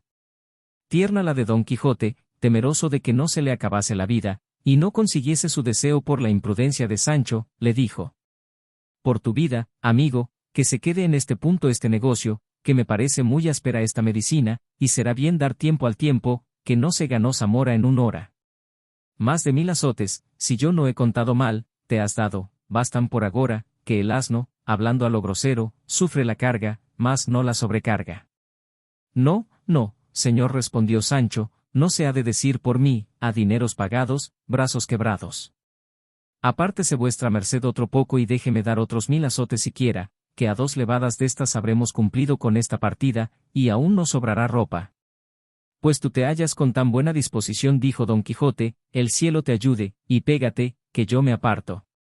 Volvió Sancho a su tarea con tanto denuedo, que ya había quitado las cortezas a muchos árboles, tal era la riguridad con que se azotaba, y, alzando vez la voz, y dando un desaforado azote en una haya, dijo: Aquí morirás, Sansón, ¿y cuántos con él son? Acudió Don Quijote luego al son de la lastimada voz y del golpe del riguroso azote, y, haciendo del torcido cabestro que le servía de corbacho a Sancho, le dijo: No permita la suerte, Sancho amigo, que por el gusto mío pierdas tú la vida, que ha de servir para sustentar a tu mujer y a tus hijos. Espere Dulcinea mejor coyuntura, que yo me contendré en los límites de la esperanza propincua, y esperaré que cobres fuerzas nuevas, para que se concluya este negocio a gusto de todos. Pues vuestra merced, señor mío, lo quiere así, respondió Sancho, sea en buena hora, y écheme su ferreruelo sobre estas espaldas, que estoy sudando y no querría resfriarme, que los nuevos disciplinantes corren este peligro. Hízolo así Don Quijote, y, quedándose en pelota, abrigó a Sancho, el cual se durmió hasta que le despertó el sol, y luego volvieron a proseguir su camino, a quien dieron fin, por entonces, en un lugar que 3 leguas de allí estaba. Apeáronse en un mesón, que por tal le reconoció Don Quijote, y no por castillo de cava honda, torres, rastrillos y puente levadiza, que, después que le vencieron, con más juicio en todas las cosas discurría, como agora se dirá. Alojáronle en una sala baja, a quien servían de guadameciles unas sargas viejas pintadas, como se usan en las aldeas. En una deles estaba pintada de malísima mano el robo de Helena, cuando el atrevido huésped se la llevó a Menalao, y en otra estaba la historia de Daído y de Eneas, ella sobre una alta torre, como que hacía señas con una media sábana al fugitivo huésped, que por el mar, sobre una fragata o bergantín, se iba huyendo. Notó en las 2 historias que Helena no iba de muy mala gana, porque se reía a socapa y a lo socarrón, pero la hermosa Daído mostraba verter lágrimas del tamaño de nueces por los ojos. Viendo lo cual Don Quijote, dijo: Estas 2 señoras fueron desdichadísimas, por no haber nacido en esta edad, y yo sobre todos desdichado en no haber nacido en la suya, encontrara a aquestos señores, ni fuera abrasada Troya, ni Cartago destruida, pues con solo que yo matara a París se excusaran tantas desgracias. Yo apostaré, dijo Sancho, que antes de mucho tiempo no ha de haber bodegón, venta ni mesón, o tienda de barbero, donde no ande pintada la historia de nuestras hazañas. Pero querría yo que la pintase en manos de otro mejor pintor que el que ha pintado a estas. Tienes razón, Sancho, dijo Don Quijote, porque este pintor es como Orbaneja, un pintor que estaba en Úbeda, que, cuando le preguntaban qué pintaba, respondía, lo que saliere, y si por ventura pintaba un gallo, escribía debajo, este es gallo, porque no pensasen que era zorra. De esta manera me parece a mí, Sancho, que debe de ser el pintor o escritor, que todo es uno, que sacó a luz la historia de este nuevo Don Quijote que ha salido, que pintó o escribió lo que saliere, o habrá sido como un poeta que andaba los años pasados en la corte, llamado Mauleón, el cual respondía de repente a cuanto le preguntaban, y, preguntándole uno que qué quería decir de un dedeo, respondió, de donde diere. Pero, dejando esto aparte, dime si piensas, Sancho, darte otra tanda esta noche, y si quieres que sea debajo de techado, o al cielo abierto. Pardiez, señor, respondió Sancho, que para lo que yo pienso darme, eso se me da en casa que en el campo, pero, con todo eso, querría que fuese entre árboles, que parece que me acompañan y me ayudan a llevar mi trabajo maravillosamente. Pues no ha de ser así, Sancho amigo, respondió Don Quijote, sino que para que tomes fuerzas, lo hemos de guardar para nuestra aldea, que, a lo más tarde, llegaremos allá después de mañana. Sancho respondió que hiciese su gusto, pero que él quisiera concluir con brevedad aquel negocio a sangre caliente y cuando estaba picado el molino, porque en la tardanza suele estar muchas veces el peligro, y a Dios rogando y con el mazo dando, y que más valía un toma, que 2 te daré, y el pájaro en la mano que el buitre volando.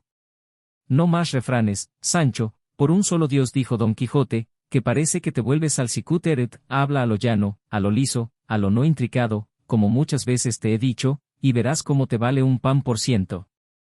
No sé qué mala aventura es esta mía, respondió Sancho, que no sé decir razón sin refrán, ni refrán que no me parezca razón, pero yo me enmendaré, si pudiere. Y, con esto, cesó por entonces su plática.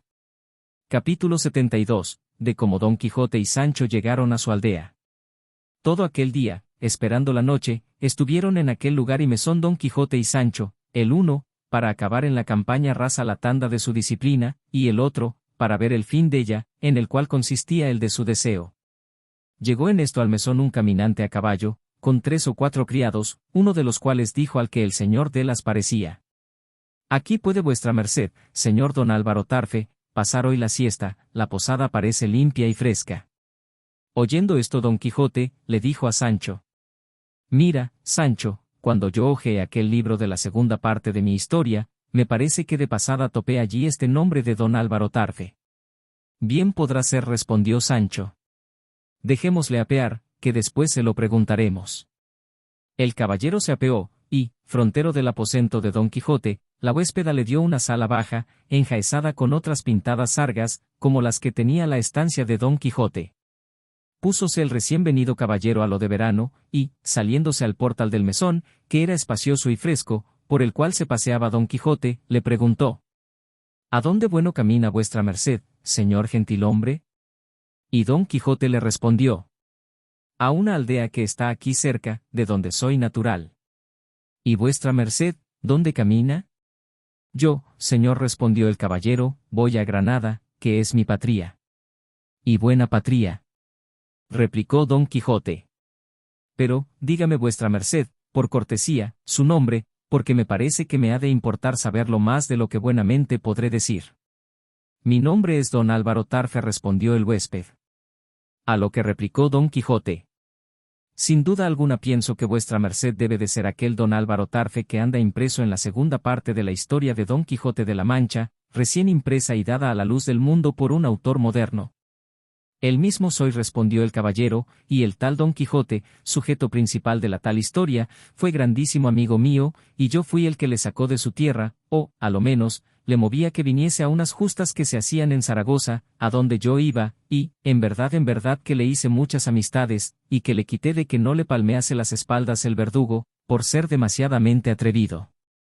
Y, dígame vuestra merced, señor don Álvaro, ¿parezco yo en algo a ese tal Don Quijote que vuestra merced dice? No, por cierto, respondió el huésped, en ninguna manera.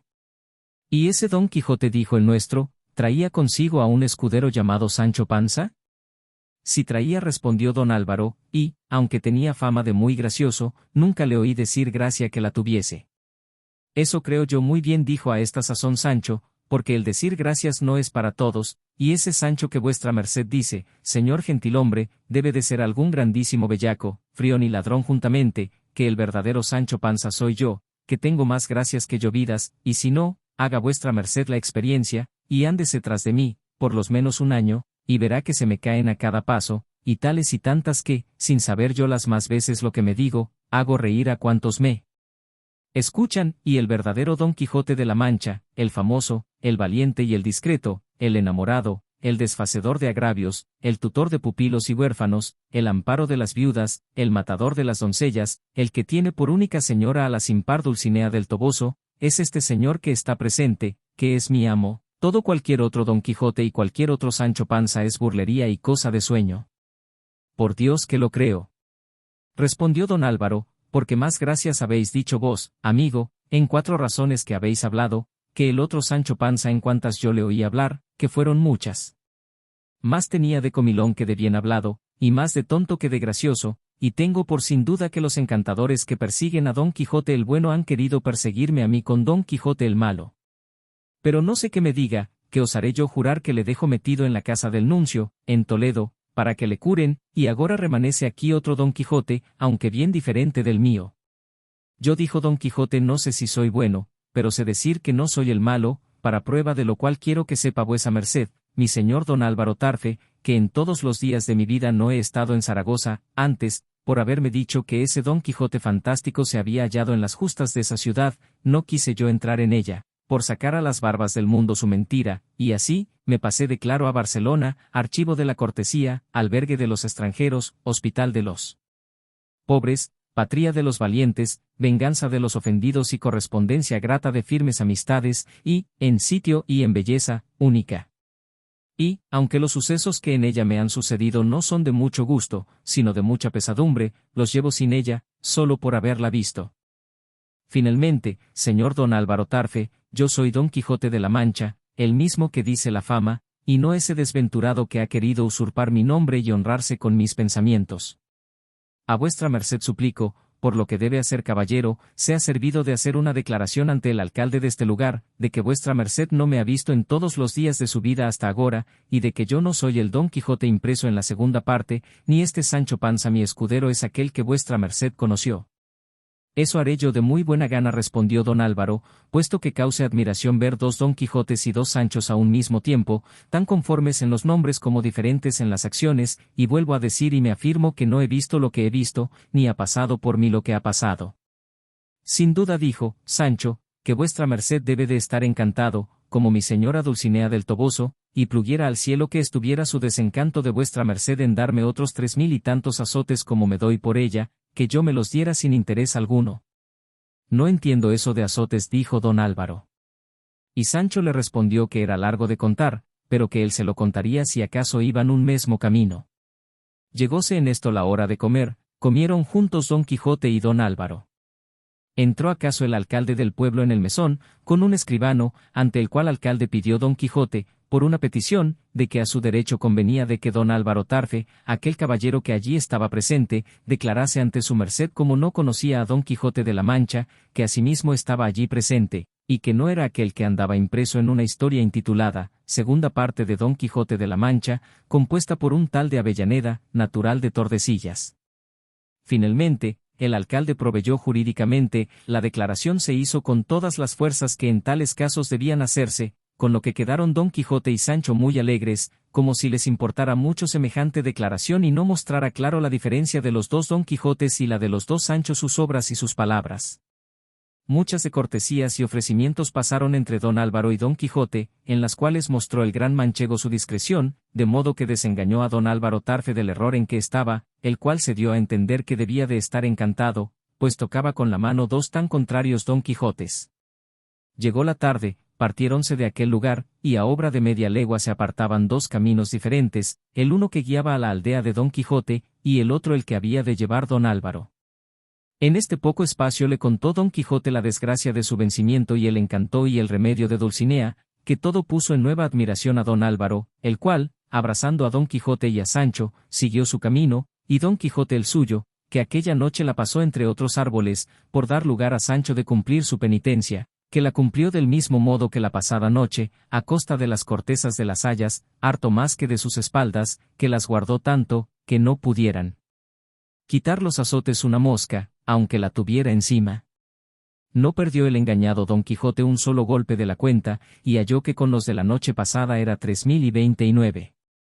Parece que había madrugado el sol a ver el sacrificio, con cuya luz volvieron a proseguir su camino, tratando entre los dos del engaño de don Álvaro y de cuán bien acordado había sido tomar su declaración ante la justicia, y tan auténticamente. Aquel día y aquella noche caminaron sin sucederles cosa digna de contarse, si no fue que en ella acabó Sancho su tarea, de que quedó don Quijote contento sobremodo, y esperaba el día, por ver si en el camino topaba ya desencantada a Dulcinea su señora, y, siguiendo su camino, no topaba mujer ninguna que no iba a reconocer si era Dulcinea del Toboso, teniendo por infalible no poder mentir las promesas de Merlín. Con estos pensamientos y deseos subieron una cuesta arriba, desde la cual descubrieron su aldea, la cual, vista de Sancho, se hincó de rodillas y dijo: Abre los ojos, deseada patria, y mira que vuelve a ti Sancho Panza, tu hijo, si no muy rico, muy bien azotado. Abre los brazos y recibe también tu hijo Don Quijote, que si viene vencido de los brazos ajenos, viene vencedor de sí mismo, que, según él me ha dicho, es el mayor vencimiento que desearse puede. Dineros llevo, porque si buenos azotes me daban, bien caballero me iba. Déjate de esas sandeces, dijo don Quijote, y vamos con pie derecho a entrar en nuestro lugar, donde daremos vado a nuestras imaginaciones, y la traza que en la pastoral vida pensamos ejercitar. Con esto, bajaron de la cuesta y se fueron a su pueblo. Capítulo 73, de los agüeros que tuvo don Quijote al entrar de su aldea, con otros sucesos que adornan y acreditan esta grande historia. A la entrada del cual, según dice Cide Hamete, vio don Quijote que en las eras del lugar estaban riñendo dos muchachos, y el uno dijo al otro: No te canses, periquillo, que no la has de ver en todos los días de tu vida. Oyólo don Quijote, y dijo a Sancho: ¿No adviertes, amigo, lo que aquel muchacho ha dicho, no la has de ver en todos los días de tu vida? Pues bien, ¿qué importa?, respondió Sancho, que haya dicho eso el muchacho. ¿Qué? replicó Don Quijote, ¿no vis tú que, aplicando aquella palabra a mi intención, quiere significar que no tengo de ver más a Dulcinea? Queríale responder Sancho, cuando se lo estorbó ver que por aquella campaña venía huyendo una liebre, seguida de muchos galgos y cazadores, la cual, temerosa, se vino a recoger y a agazapar debajo de los pies del rucio. Cogióla Sancho a mano salva y presentósela a Don Quijote, el cual estaba diciendo: Malem signem. Malem signem. Liebre huye, galgos la siguen, Dulcinea no parece. Extraño es vuesa merced, dijo Sancho. Presupongamos que esta liebre es Dulcinea del Toboso y estos galgos que la persiguen son los malandrines encantadores que la transformaron en labradora. Ella huye, yo la cojo y la pongo en poder de vuesa merced, que la tiene en sus brazos y la regala. Qué mala señal es esta, ni qué mal agüero se puede tomar de aquí. Los dos muchachos de la pendencia se llegaron a ver la liebre, y al uno de las preguntó Sancho que por qué reñían. Y fuele respondido por el que había dicho: no la verás más en toda tu vida, que él había tomado al otro muchacho una jaula de grillos, la cual no pensaba volvérsela en toda su vida. Sacó Sancho 4 cuartos de la faltriquera y dióselos al muchacho por la jaula, y púsosela en las manos a Don Quijote, diciendo: He aquí, señor, rompidos y desbaratados estos agüeros, que no tienen que ver más con nuestros sucesos, según que yo imagino, aunque tonto, que con las nubes de antaño. Y si no me acuerdo mal, he oído decir al cura de nuestro pueblo que no es de personas cristianas ni discretas mirar en estas niñerías, y aun vuesa merced mismo me lo dijo los días pasados, dándome a entender que eran tontos todos aquellos cristianos que miraban en agüeros. Y no es menester hacer hincapié en esto, sino pasemos adelante y entremos en nuestra aldea. Llegaron los cazadores, pidieron su liebre, y diósela a Don Quijote, pasaron adelante, y, a la entrada del pueblo, toparon en un pradecillo rezando al cura y al bachiller Carrasco. Y es de saber que Sancho Panza había echado sobre el rucio y sobre el lío de las armas, para que sirviese de repostero, la túnica de Bocasí, pintada de llamas de fuego que le vistieron en el castillo del duque la noche que volvió en sí Altisidora. Acomodóle también la coroza en la cabeza, que fue la más nueva transformación y adorno con que se vio jamás jumento en el mundo. Fueron luego conocidos los dos del cura y del bachiller, que se vinieron a ellos con los brazos abiertos. Apeóse Don Quijote y abrazólos estrechamente, y los muchachos, que son linces no excusados, divisaron la coroza del jumento y acudieron a verle, y decían unos a otros: Venid, muchachos, y veréis el asno de Sancho Panza más galán que Mingo, y la bestia de Don Quijote más flaca hoy que el primer día. Finalmente, rodeados de muchachos y acompañados del cura y del bachiller, entraron en el pueblo, y se fueron a casa de Don Quijote, y hallaron a la puerta de ella al ama y a su sobrina, a quien ya habían llegado las nuevas de su venida. Ni más ni menos se las habían dado a Teresa Panza, mujer de Sancho, la cual, desgreñada y medio desnuda, trayendo de la mano a Sanchica, su hija, acudió a ver a su marido, y, viéndole no tan bien adeliñado como ella se pensaba que había de estar un gobernador, le dijo: ¿Cómo venís así, marido mío, que me parece que venís a pie y despeado, y más traéis semejanza de desgobernado que de gobernador? Calla, Teresa, respondió Sancho, que muchas veces donde hay estacas no hay tocinos, y vámonos a nuestra casa, que allá oirás maravillas. Dineros traigo, que es lo que importa, ganados por mi industria y sin daño de nadie. Traed vos dinero, mi buen marido, dijo Teresa, y sean ganados por aquí o por allí, que, como quiera que los hayáis ganado, no habréis hecho usanza nueva en el mundo. Abrazó Sanchica a su padre, y preguntóle si traía algo, que le estaba esperando como el agua de mayo, y, asiéndole de un lado del cinto, y su mujer de la mano, tirando su hija al rucio, se fueron a su casa, dejando a Don Quijote en la suya, en poder de su sobrina y de su ama, y en compañía del cura y del bachiller. Don Quijote, sin guardar términos ni horas, en aquel mismo punto se apartó a solas con el bachiller y el cura, y en breves razones les contó su vencimiento, y la obligación en que había quedado de no salir de su aldea en un año, la cual pensaba guardar al pie de la letra, sin traspasarla en un átomo, bien así como caballero andante, obligado por la puntualidad y orden de la andante caballería, y que tenía pensado de hacerse aquel año pastor, y entretenerse en la soledad de los campos, donde a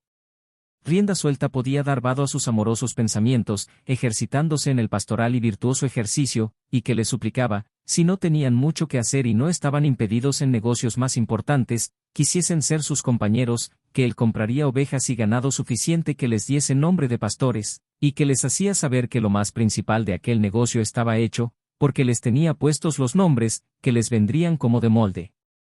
Díjole el cura que los dijese. Respondió Don Quijote que él se había de llamar el pastor Quejouteiz, y el bachiller, el pastor Carrascón, y el cura, el pastor Curambro, y Sancho Panza, el pastor Pancino.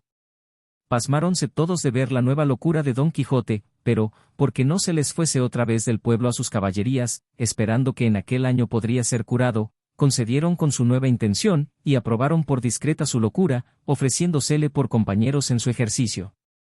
Y más dijo Sansón Car R. Asco, que, como ya todo el mundo sabe, yo soy celebérrimo poeta y a cada paso compondré versos pastoriles, o cortesanos, o como más me viniere a cuento, para que nos entretengamos por esos andurriales donde habemos de andar, y lo que más es menester, señores míos, es que cada uno escoja el nombre de la pastora que piensa celebrar en sus versos, y que no dejemos árbol, por duro que sea, donde no la retule y grabe su nombre, como es uso y costumbre de los enamo, Ra. 2. Pastores. Eso está de molde, respondió Don Quijote, puesto que yo estoy libre de buscar nombre de pastora fingida, pues está ahí la sin par Dulcinea del Toboso, gloria de estas riberas, adorno de estos prados, sustento de la hermosura, nata de los donaires, y, finalmente, sujeto sobre quien puede asentar bien toda alabanza, por hipérbole que sea. Así es verdad, dijo el cura, pero nosotros buscaremos por ahí pastoras mañeruelas, que si no nos cuadraren, nos esquinen. A lo que añadió Sansón Carrasco. Y cuando faltare, darémosles los nombres de las estampadas e impresas, de quien está lleno el mundo, Fílidas, Rilis, Dianas, Fléridas, Gueletíes y Belisardas, que, pues las venden en las plazas, bien las podemos comprar nosotros y tenerlas por nuestras. Si mi dama, o, por mejor decir, mi pastora, por ventura se llamare Ana, la celebraré debajo del nombre de Anarda, y si Francisca, la llamaré yo Francenia, y si Lucía, Lucinda, que todo se sale allá, y Sancho Panza, si es que ha de entrar en esta cofadría, podrá celebrar a su mujer Teresa Panza con nombre de Teresaina. Rióse Don Quijote de la aplicación del nombre, y el cura le alabó infinito su honesta y honrada resolución, y se ofreció de nuevo a hacerle compañía todo el tiempo que le vacase de atender a sus forzosas obligaciones. Con esto, se despidieron dél, y le rogaron y aconsejaron tuviese cuenta con su salud, con regalarse lo que fuese bueno. Quiso la suerte que su sobrina y el ama oyeron la plática de los tres, y, así como se fueron, se entraron entrambas con Don Quijote, y la sobrina le dijo: ¿Qué es esto, señor tío? Ahora que pensábamos nosotras que vuestra merced volvía a reducirse en su casa, y pasar en ella una vida quieta y honrada, se quiere meter en nuevos laberintos, haciéndose pastorcillo, ¿tú qué vienes? Pastorcico, ¿tú qué vas? Pues en verdad que está ya duro el alcacel para zampoñas. A lo que añadió el ama: ¿Y podrá vuestra merced pasar en el campo las siestas del verano, los serenos del invierno, el aullido de los lobos? No, por cierto, que este es ejercicio y oficio de hombres robustos, curtidos y criados para tal ministerio casi desde las fajas y mantillas. Aún, mal por mal, mejor es ser caballero andante que pastor. Mire, señor, tome mi consejo, que no se le doy sobre estar harta de pan y vino, sino en ayunas, y sobre 50 años que tengo de edad, estése en su casa, atienda a su hacienda, confiese a menudo, favorezca a los pobres, y sobre mi ánima si mal le fuere. Callad, hijas, les respondió Don Quijote, que yo sé bien lo que me cumple. Llevadme al lecho, que me parece que no estoy muy bueno, y tened por cierto que, ahora sea caballero andante o pastor por andar, no dejaré siempre de acudir a lo que hubiéredes menester, como lo veréis por la obra. Y las buenas hijas que lo eran sin duda ama y sobrina le llevaron a la cama, donde le dieron de comer y regalaron lo posible. Capítulo 74, de cómo Don Quijote cayó malo, y del testamento que hizo, y su muerte. Como las cosas humanas no sean eternas, yendo siempre en declinación de sus principios hasta llegar a su último fin, especialmente las vidas de los hombres, y como la de Don Quijote no tuviese privilegio del cielo para detener el curso de la suya, llegó su fin y acabamiento cuando él menos lo pensaba, porque, o ya fuese de la melancolía que le causaba el verse vencido, o ya por la disposición del cielo, que así lo ordenaba, se le arraigó una calentura que le tuvo 6 días en la cama, en los cuales fue visitado muchas veces del cura, del bachiller y del barbero, sus amigos, sin quitársele de la cabecera Sancho Panza, su buen escudero.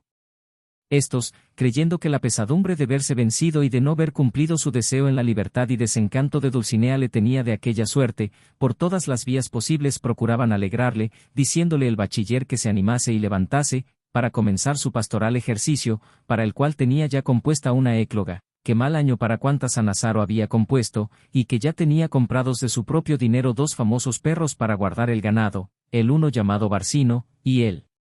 otro Butrón, que se los había vendido un ganadero del Quintanar. Pero no por esto dejaba Don Quijote sus tristezas. Llamaron sus amigos al médico, tomóle el pulso, y no le contentó mucho, y dijo que, por sí o por no, atendiese a la salud de su alma, porque la del cuerpo corría peligro. Oyólo Don Quijote con ánimo sosegado, pero no lo oyeron así su ama, su sobrina y su escudero, los cuales comenzaron a llorar tiernamente, como si ya le tuvieran muerto delante. Fue el parecer del médico que melancolías y desabrimientos le acababan. Rogó Don Quijote que le dejasen solo, porque quería dormir un poco. Hiciéronlo así y durmió de un tirón, como dicen, más de 6 horas, tanto, que pensaron el ama y la sobrina que se había de quedar en el sueño. Despertó al cabo del tiempo dicho, y, dando una gran voz, dijo: Bendito sea el poderoso Dios, que tanto bien me ha hecho.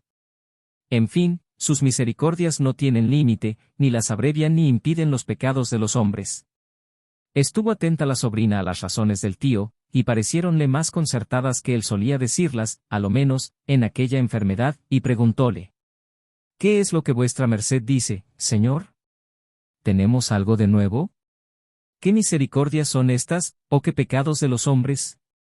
Las misericordias, respondió Don Quijote, sobrina, son las que en este instante ha usado Dios conmigo, a quien, como dije, no las impiden mis pecados. Yo tengo juicio ya, libre y claro, sin las sombras caliginosas de la ignorancia, que sobre él me pusieron mi amarga y continua leyenda de los detestables libros de las caballerías. Ya conozco sus disparates y sus embelecos, y no me pesa sino que este desengaño ha llegado tan tarde, que no me deja tiempo para hacer alguna recompensa, leyendo otros que sean luz del alma. Yo me siento, sobrina, a punto de muerte, querría hacerla de tal modo, que diese a entender que no había sido mi vida tan mala que dejase renombre de loco, que, puesto que lo he sido, no querría confirmar esta verdad en mi muerte. Llámame, amiga, a mis buenos amigos, el cura, al bachiller Sansón Carrasco y a maese Nicolás, el barbero, que quiero confesarme y hacer mi testamento. Pero de este trabajo se excusó la sobrina con la hada de los 3. Apenas los vio Don Quijote, cuando dijo: Dadme albricias, buenos señores, de que ya yo no soy Don Quijote de la Mancha, sino Alonso Quijano, a quien mis costumbres me dieron renombre de bueno.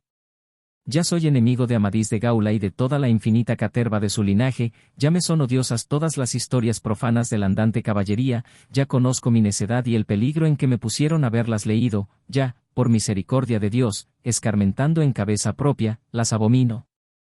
Cuando esto le oyeron decir los 3, creyeron, sin duda, que alguna nueva locura le había tomado. Y Sansón le dijo: Ahora, señor Don Quijote, ¿qué tenemos nueva que está desencantada la señora Dulcinea? ¿Sale vuestra merced con eso? Y, agora que estamos tan a pique de ser pastores, para pasar cantando la vida, como unos príncipes, ¿quiere vuesa merced hacerse ermitaño? Calle, por su vida, vuelva en sí, y déjese de cuentos. Los de hasta aquí, replicó Don Quijote, que han sido verdaderos en mi daño, los ha de volver mi muerte, con ayuda del cielo, en mi provecho. Yo, señores, siento que me voy muriendo a toda priesa, déjense burlas aparte, y traíganme un confesor que me confiese y un escribano que haga mi testamento, que en tales trances como este no se ha de burlar el hombre con el alma, y así, suplico que, en tanto que el señor cura me confiesa, vayan por el escribano. Miráronse unos a otros, admirados de las razones de Don Quijote, y, aunque en duda, le quisieron creer, y una de las señales por donde conjeturaron se moría fue el haber vuelto con tanta facilidad de loco acuerdo, porque a las ya dichas razones añadió otras muchas también dichas, tan cristianas y con tanto concierto, que del todo les vino a quitar la duda, y a creer que estaba acuerdo. Hizo salir la gente el cura, y quedóse solo con él, y confesóle. El bachiller fue por el escribano, y de allí a poco volvió con él y con Sancho Panza, el cual Sancho, que ya sabía por nuevas del bachiller en qué estado estaba su señor, hallando a la ama y a la sobrina llorosas, comenzó a hacer pucheros y a derramar lágrimas. Acabóse la confesión, y salió el cura, diciendo: verdaderamente se muere, y verdaderamente está cuerdo Alonso Quijano el Bueno, bien podemos entrar para que haga su testamento. Estas nuevas dieron un terrible empujón a los ojos preñados de Ama, sobrina y de Sancho Panza, su buen escudero, de tal manera, que los hizo reventar las lágrimas de los ojos y 1000 profundos suspiros del pecho, porque, verdaderamente, como alguna vez se ha dicho, en tanto que Don Quijote fue Alonso Quijano el Bueno, a secas, y en tanto que fue Don Quijote de la Mancha, fue siempre de apacible condición y de agradable trato, y por esto no solo era bien querido de los de su casa, sino de todos cuantos le conocían. Entró el escribano con los demás, y, después de haber hecho la cabeza del testamento y ordenado su alma a Don Quijote, con todas aquellas circunstancias cristianas que se requieren, llegando a las mandas, dijo: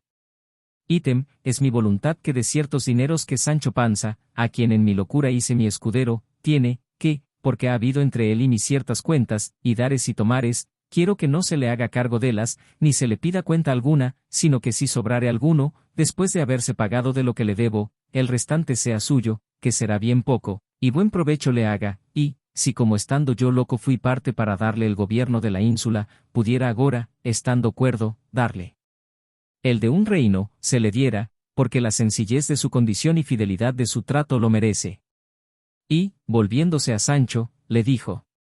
Perdóname, amigo, de la ocasión que te he dado de parecer loco como yo, haciéndote caer en el error en que yo he caído, de que hubo y hay caballeros andantes en el mundo. ¡Ay! Respondió Sancho, llorando: No se muera vuestra merced, señor mío, sino tome mi consejo y viva muchos años, porque la mayor locura que puede hacer un hombre en esta vida es dejarse morir, sin más ni más, sin que nadie le mate, ni otras manos le acaben que las de la melancolía. Mire, no sea perezoso, sino levántese de esa cama, y vámonos al campo vestidos de pastores, como tenemos concertado, quizá tras de alguna mata hallaremos a la señora doña Dulcinea desencantada, que no haya más que ver. Si es que se muere de pesar de verse vencido, écheme a mí la culpa, diciendo que por haber yo cinchado mal a Rocinante le derribaron, cuanto más, que vuestra merced habrá visto en sus libros de caballería ser cosa ordinaria derribarse unos caballeros a otros, y el que es vencido hoy ser vencedor mañana. Así es, dijo Sansón, y el buen Sancho Panza está muy en la verdad de estos casos. Señores, dijo Don Quijote, vámonos poco a poco, pues ya en los nidos de antaño no hay pájaros o gaño, yo fui loco, y ya soy cuerdo, fui Don Quijote de la Mancha, y soy agora, como he dicho, Alonso Quijano el Bueno. Pueda con vuestras mercedes mi arrepentimiento y mi verdad volverme a la estimación que de mí se tenía, y prosiga adelante el señor escribano. Ítem, mando toda mi hacienda, a puerta cerrada, a Antonia Quijana, mi sobrina, que está presente, habiendo sacado primero de lo más bien parado de ella lo que fuere menester para cumplir las mandas que dejo hechas, y la primera satisfacción que se haga quiero que sea pagar el salario que debo del tiempo que mi ama me ha servido, y más 20 ducados para un vestido. Dejo por mis albaceas al señor cura y al señor bachiller Sansón Carrasco, que están presentes. Ítem, es mi voluntad que si Antonia Quijana, mi sobrina, quisiere casarse, se case con hombre de quien primero se haya hecho información que no sabe qué cosas sean libros de caballerías, y, en caso que se averiguare que lo sabe, y, con todo eso, mi sobrina quisiere casarse con él, y se casare, pierda todo lo que le he mandado, lo cual puedan mis albaceas distribuir en obras pías a su voluntad. Ítem, suplico a los dichos señores mis albaceas que si la buena suerte les trujere a conocer al autor que dicen que compuso una historia que anda por ahí con el título de segunda parte de las hazañas de Don Quijote de la Mancha, de mi parte le pidan, cuan encarecidamente ser pueda, perdone la ocasión que sin yo pensarlo le di de haber escrito tantos y tan grandes disparates como en ella escribe, porque parto de esta vida con escrúpulo de haberle dado motivo para escribirlos. Cerró con esto el testamento, y, tomándole un desmayo, se tendió de largo a largo en la cama. Alborotáronse todos y acudieron a su remedio, y en 3 días que vivió después de este donde hizo el testamento, se desmayaba muy a menudo. Andaba la casa alborotada, pero, con todo, comía la sobrina, brindaba el ama, y se regocijaba Sancho Panza, que esto del heredar algo borra o templa en el heredero la memoria de la pena que es razón que deje el muerto. En fin, llegó el último de Don Quijote, después de recibidos todos los sacramentos, y después de haber abominado con muchas y eficaces razones de los libros de caballerías. Hallóse el escribano presente, y dijo que nunca había leído en ningún libro de caballerías que algún caballero andante hubiese muerto en su lecho tan sosegadamente y tan cristiano como Don Quijote, el cual, entre compasiones y lágrimas de los que allí se hallaron, dio su espíritu, quiero decir que se murió. Viendo lo cual el cura, pidió al escribano le diese por testimonio como Alonso Quijano el Bueno, llamado comúnmente Don Quijote de la Mancha, había pasado de esta presente vida y muerto naturalmente, y que el tal testimonio pedía para quitar la ocasión de algún otro autor que Cide Hamete Benengeli le resucitase falsamente, y hiciese inacabables historias de sus hazañas. Este fin tuvo el ingenioso hidalgo de la Mancha, cuyo lugar no quiso poner Cide Hamete puntualmente, por dejar que todas las villas y lugares de la Mancha contendiesen entre sí por ahijársele y tenérsele por suyo, como contendieron las 7 ciudades de Grecia por Homero. Déjanse de poner aquí los llantos de Sancho, sobrina y ama de Don Quijote, los nuevos epitafios de su sepultura, aunque Sansón Carrasco le puso este. Yace aquí el hidalgo fuerte, que a tanto extremo llegó. De valiente, que se advierte, que la muerte no triunfó. De su vida con su muerte. Tuvo a todo el mundo en poco. Fue el espantajo y el coco. Del mundo, en tal coyuntura, que acreditó su ventura. Morir cuerdo y vivir loco. Y el prudentísimo Cide Hamete dijo a su pluma: